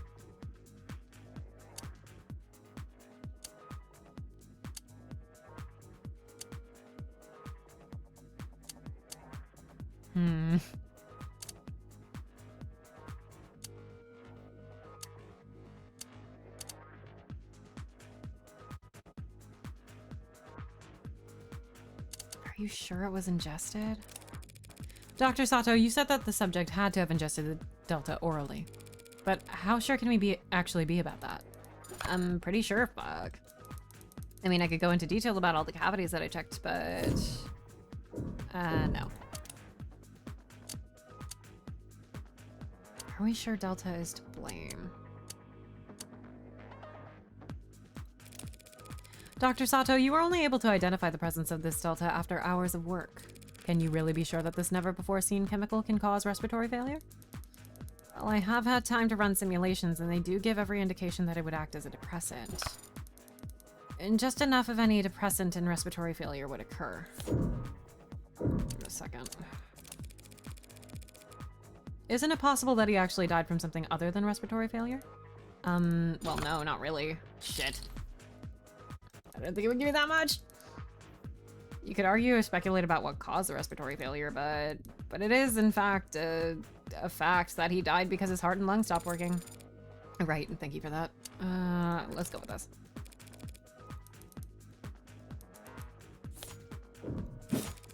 You've ran simulations? So you haven't tested Delta on an actual person? No, I haven't. That would be very difficult to do, given our extremely limited sample. Not to mention highly unethical. Of course. But without such a test, you don't actually know for sure that Delta can cause any of the symptoms you've described. Was there a question in that statement, counselor? You don't actually know for sure, do you? No, not yet, anyway. I'm scared.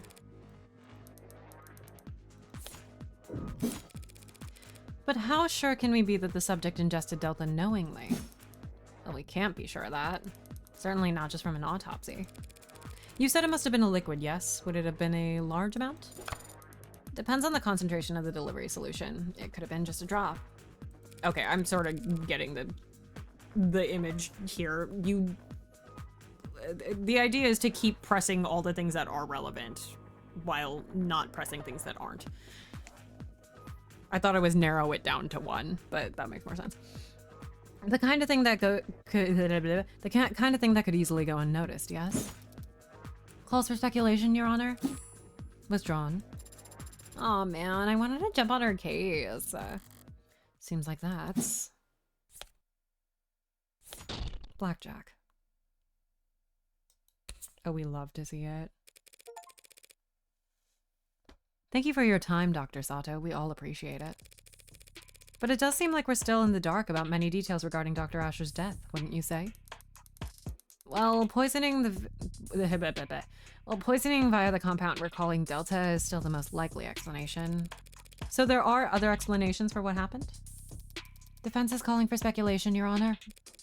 Not speculation when a medical examiner is attempting to explain the cause of death, Your Honor. The witness will answer the question. Well, respiratory failure can be caused by illnesses. If he had undiagnosed pneumonia or some other disease and his respiratory system was weakened. Undiagnosed pneumonia with his level of healthcare. It is technically possible. I'll take it. I have no more questions for this witness. Ah, that felt weak, but I can't be picky when I'm stalling for time.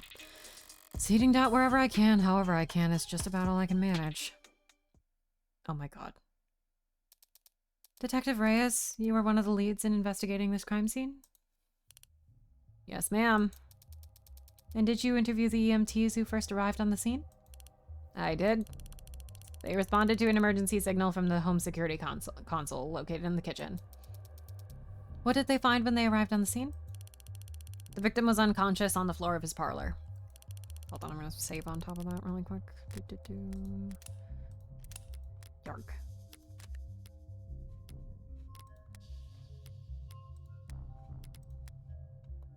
He was receiving CPR from a witness, the individual who had called them. They were both airlifted to Gatesfield Memorial Hospital, and Dr. Asher was declared dead shortly after arriving there. I did want to ask, because Jung was like, oh, I did whatever I could, and I wanted Morgan to ask, like, if that was CPR or what, but it didn't get brought up yet. She's actually handling herself pretty well up on the stand. I half expected her to roll her eyes during the swearing in. I think maybe we cross-examine Reyes, and that's going to be where we call it. But when you take into consideration her love for boot heel authority, she might be right at home here in the courtroom, the very seat of the state's power over the people. The witness met with the deceased about a half hour before he fell ill, from 7:30 to 8 p.m. The two of them talked for some time and shared a drink. Shortly after, Dr. Asher became distracted, lightheaded, and eventually non-responsive. And during the same time period, drinking the same liquor, this witness exhibited no symptoms themselves? None. Through a collaborative effort with Noble Electronic Security Division, we searched the entire building. But we found nothing unusual in any of the food or drink on the premises, including the bottle that the witness and the deceased drank from. So what was your ultimate conclusion after investigating the scene? The whiskey bottle was clean, the witness's drink was clean. We're not sure. The only person who got sick was Dr. Asher, drinking from a cup that he had prepared. So it was our determination that David Asher committed suicide by poisoning himself. She's pretty tight-lipped up there, but I think she slipped up at least once. Yeah, I'm pretty sure we know with some confidence that David's cup is inconclusive, right? Fingerprints and saliva toxicology tests are inconclusive. Too much of the whiskey was drunk or evaporated. Yeah, we don't know that his drink was clean. The police want to claim that they've eliminated every other possibility and covered every angle. But I know there are a number of blind spots that they're not willing to admit to. Heartbreak cup. David's cup. Poison. Poison. Asher met with the witness at 7:30 p.m. last night. He's the one who prepared their drinks, and there was no opportunity. He drank from a cup that he himself poisoned. That's pretty good. That's not right. Just to be sure, we scanned the kitchen, the lab, and the basement. No poison anywhere else. She slipped up there and made a claim she can't actually support.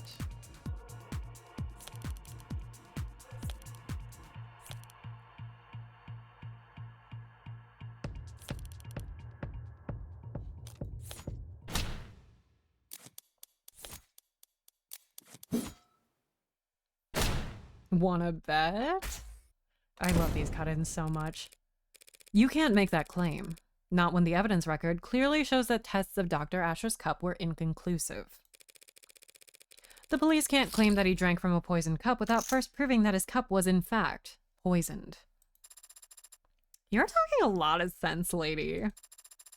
Does it resolve? Or do you have a response, DA Rockford?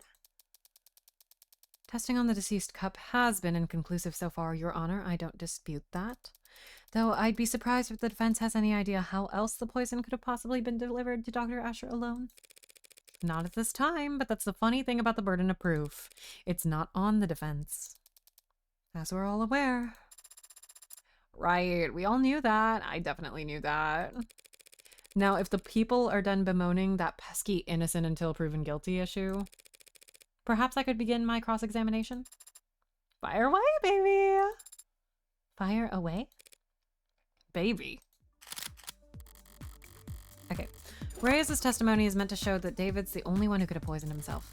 She'll be on guard and hard set against helping me, but if I keep her focus on eliminating other possibilities, I could get her to make my point for me before she even realizes what's happened. Anyone else in the building? Could he have been poisoned off camera? Detective, isn't it possible that Dr. Asher was poisoned off camera? Possible? I don't know how else it would have been done. That just goes to show it had to have been suicide. The only time he was off camera, he was all by himself. Fuck. Shit, that's not where I wanted to lead the conversation. It might certainly seem that way, yes. Detective, we've been doing a lot of assuming and reasoning in quick succession, so I'll ask this plainly for the court. Is there any photographic evidence showing David Asher adding anything to his drink that night? No. Seems he had already poured for the both of them by the time he returned to the parlor. He'd already poured? In that case, the next questions need to be when and what.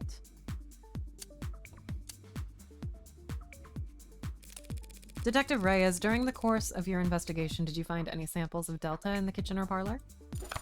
No. That was a fast answer. Well, it was a pretty easy question. If we'd found poison at the scene of the crime, that'd be pretty important, don't you think? What about in his lab? His bedroom? His basement? No, no, and no. We didn't find Delta or any other unusual substance in any part of his penthouse. Right, they never found any poison.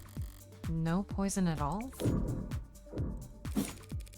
At any point in the investigation, was poison found on the body of the deceased? No. He must have been searched. Did he have any capsules or vials, eyedroppers? Didn't even have his wallet on him. Why?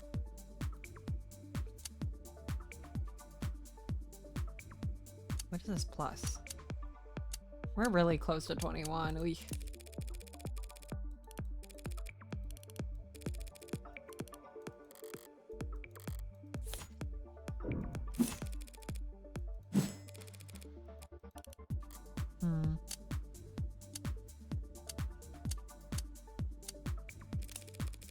The only people you saw on the cameras that night were Dr. Asher and this witness, correct? Yeah, there was no footage of the house of anyone else. There was no footage in the house of anyone else. Are there any parts of the house that aren't recorded by camera? Sure. There are a number of rooms in the home's interior that don't have cameras in them. So it's possible that there were other people there that night because cameras weren't watching every room. No, that's not possible. The only way up to the penthouse is through the building's elevator or the fire escape stairs, both of which are on camera. And that still wouldn't get you past his front door, which is also on camera. No one besides the two of them were there that day. Thank you for enlightening the court about this point, Detective. What point? Well, I think it's strange, don't you, Detective? I mean, how could he have possibly poisoned himself without first procuring some poison? Blackjack.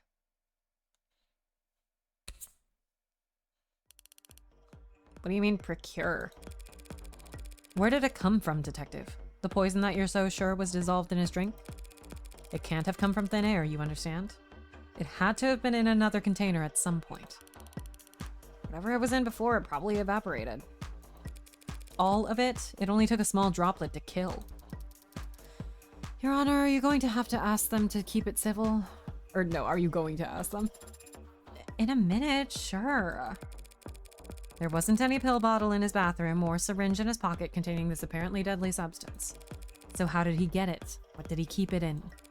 The police want to claim that Dr. Asher committed suicide because they've established that his guest never had an opportunity to kill him. But they failed to prove that the victim had the means to kill himself. Then I guess I'll be the one to move things along.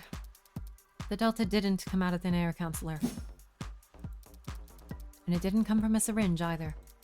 Dr. Asher was able to drip the poison right into his cup. Straight from the source.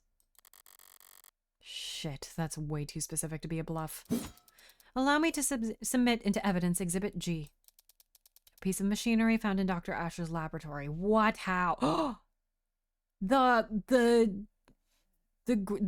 liquid. Sold under the product name Nanofacturer. Oh, I know this one. It's used in delicate scientific work to produce nanomachines, chemical compounds, and polymers. That's the same machine I saw when Dawes gave me a tour of the production floor. Very good, Your Honor. It's a valuable tool in any scientific laboratory, and Dr. Asher was well acquainted with its use. As a matter of fact, he had a number of presets coded into it. Even the android can see where this is going.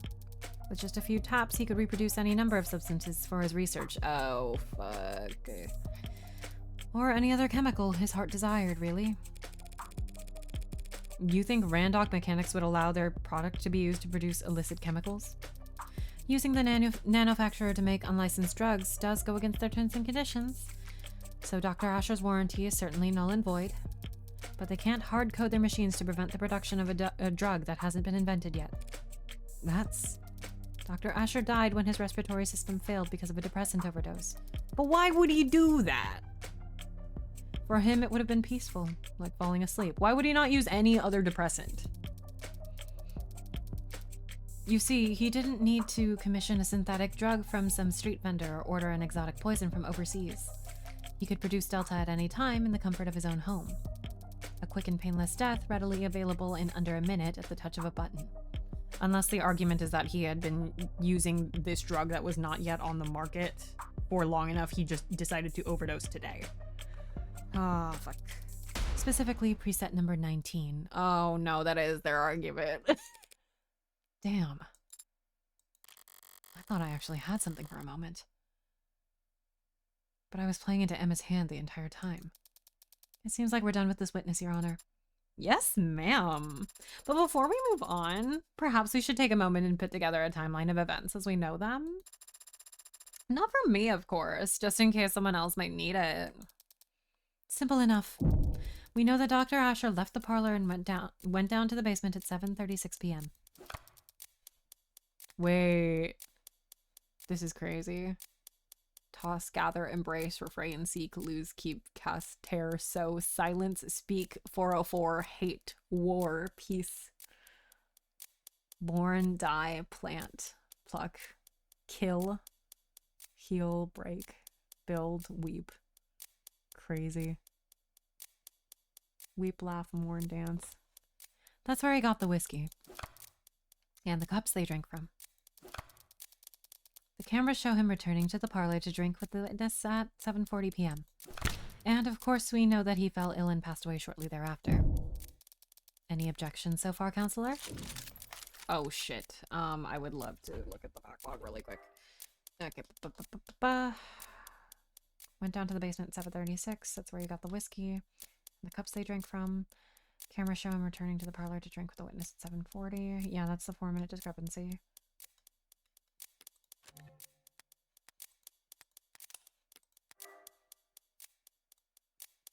Would it have taken longer than 4 minutes to do this? No, it wouldn't have. It would have been really fast. After just 2 minutes.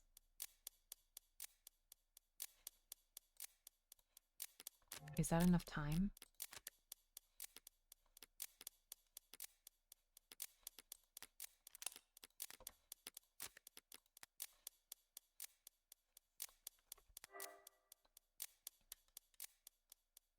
Down to the basement at 7:36, and 2 minutes later, yeah, it would have fit into that time period.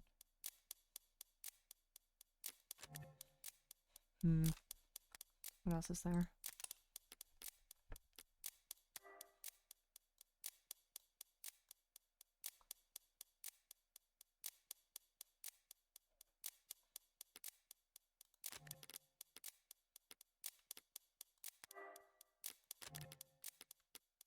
Where is the whiskey?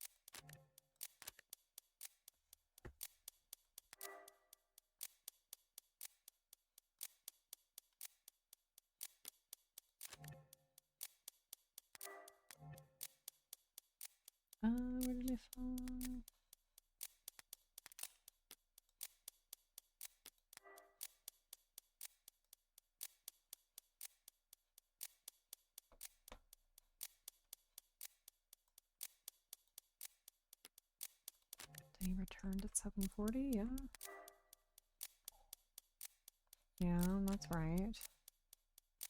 Fuck, I keep closing it.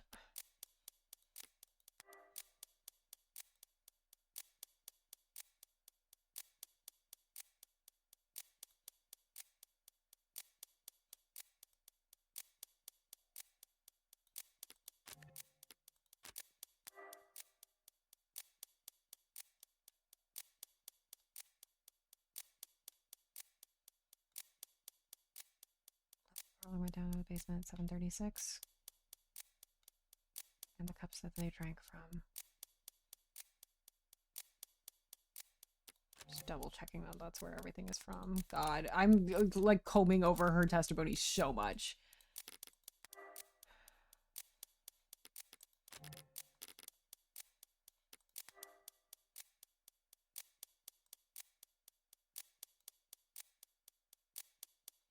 Yeah, no, that sounds right. I don't have any... Made a mistake with the timeline. I don't think the timeline is wrong. I think she's right.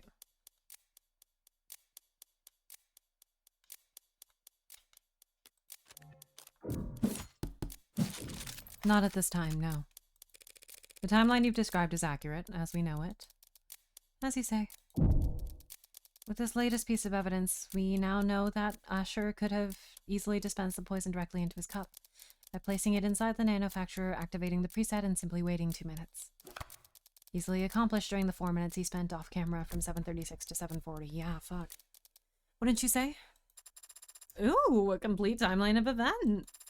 He had the means, he had the only opportunity. Seems like we're about to wrap up here, no? Girl. Where are we on that loading bar of yours, Sarah? I don't know, I had a feeling you'd say that. Well, counselor, are we done here? Emma's argument is missing something. I feel like we have to raise. Feels like we're missing at least one biggie here, folks. Namely, motive. Oh, right. I knew that. I wasn't getting excited to finish early or anything. This is a preliminary hearing, counselor. Our focus should be on the evidence, so... It just feels like an awful waste of taxpayer dollars to get us all down here for debate and not get to the truth of the matter, you know? So, I was hoping we wouldn't have to go through this next part. What are you talking about? Your Honor, if it pleases the court. Ooh, new evidence? Gimme. This is a recording of a phone conversation dated at 6:30 p.m. last night between the deceased and a man he was in a relationship with. A man named Isaac Porter. Porter and David's breakup call. If Emma wants to present it here and now, then the content must be... Relevance, Your Honor? Yeah, that. What bearing does this recording have on the case at hand? It establishes what emotional state the deceased was in on the day he died. Cool. Begin playback. Yeesh. Hello? Oof. Always so soft-spoken. Oh! Isaac, you there? Yeah, I'm here. What's wrong? Don't know. Guess I wasn't expecting you to pick up. Why not? Did you mean to call me? Yeah, I did. You gonna ask me how I've been? Yeah. How have you been? Christ, David. What's the matter? Whatever it is, whatever I did, I'm sorry. Whatever you did. That's alright, man. I'm sure you are sorry. I just don't want any more apologies from you. I'm sorry. Okay. And I don't think I want anything from you anymore, David. What do you mean? I shouldn't have done this. This was unnecessary.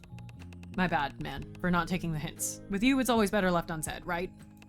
More efficient that way, so you can keep working? Isaac, if I've been distant with you, or you haven't been distant with me, or cold with me, or anything with me for a while now. Isaac. Just forget it, man. Forget I called.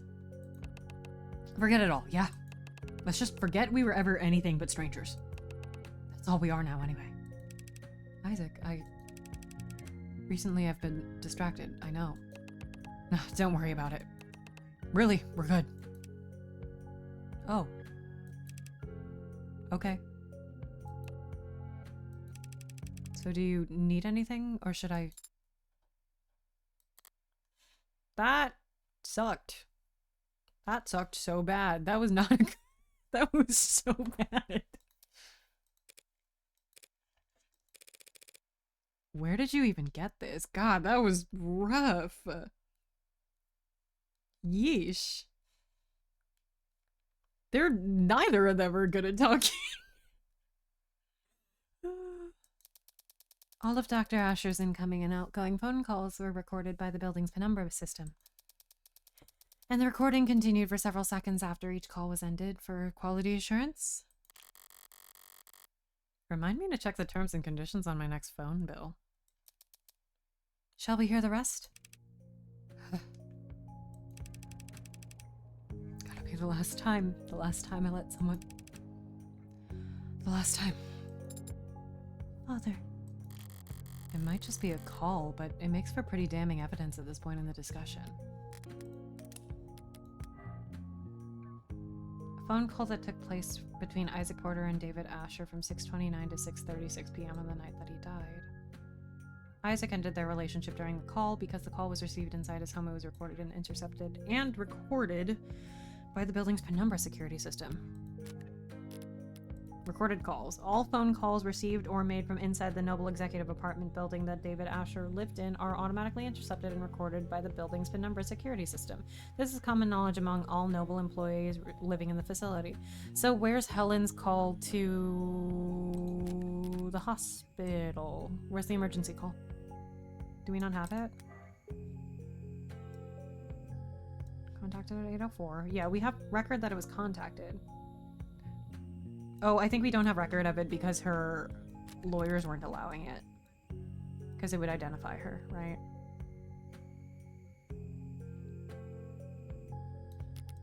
Yeah, I think so. I said I was gonna call it, but now I'm invested. Emma's got her means, opportunity, and motive all lined up. So why is she looking at me like that? That was depressing. She didn't use her phone. I think if it's still on the console, though, it's still going to be recorded. Like, I think there was still a voice message left. Can we finish up without anything else that horrible? Emma's never been apologetic in victory. She said earlier when we talked that it slipped her mind. Ah. I don't know. Because there's record of, like, she did make a distress call with the console. I just don't know if it was like a life alert situation of just like people automatically got. Hold on, let me look at it. One more time. Wrong place. Wait, what? Oh yeah, emergency console.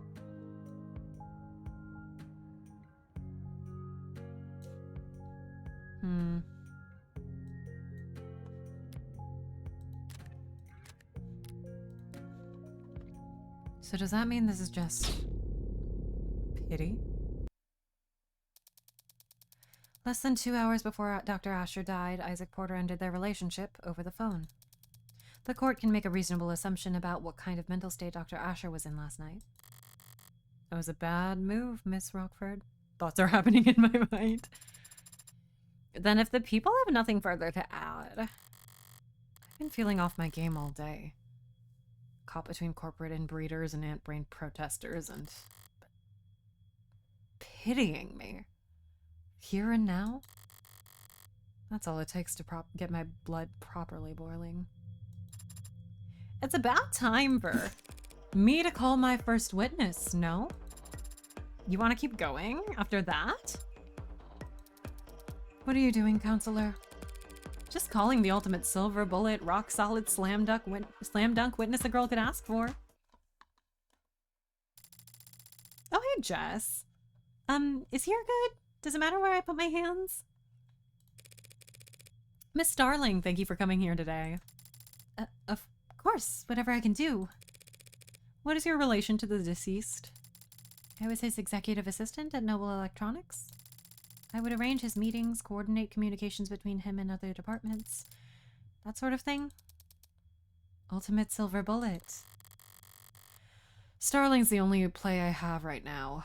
The only stalling tool I have left. Haha, the only stalling tool is Starling. Oh my god, hi, hetero Jess. For now, I should just focus on getting as much information from her as possible. Whether or not it's useful, it'll at least buy me some time. While Jess was being sworn in, Sarah mentioned that the hard drive's about 60% decrypted.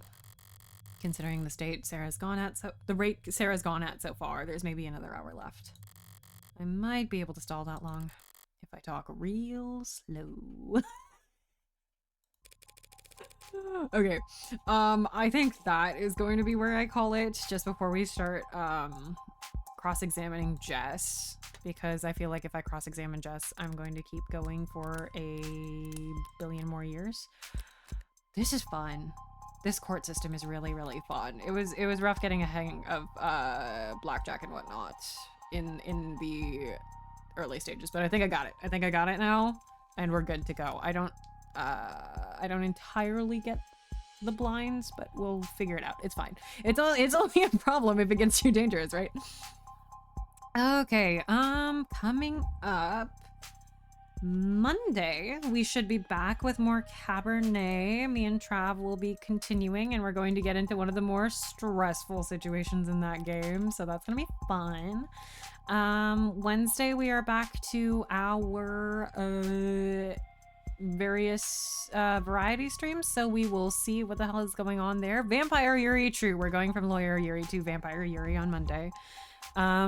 But yeah, Wednesday is going to be up in the air again, and then Friday is our of the Devil Day. Yeah, and I think that's all I have coming up next week. As usual, thanks y'all for hanging around. If you would like to go insane about Lawyer Yuri with me, please join my Discord server. Okay. We are going to raid Tayoshi Yudo because he popped up on my bot. So we are going to do that. We are going to raid him. And that is going to be it. And I'm going to go get a snack because I am hungry after doing Lawyer Yuri for that long. All right, raid time.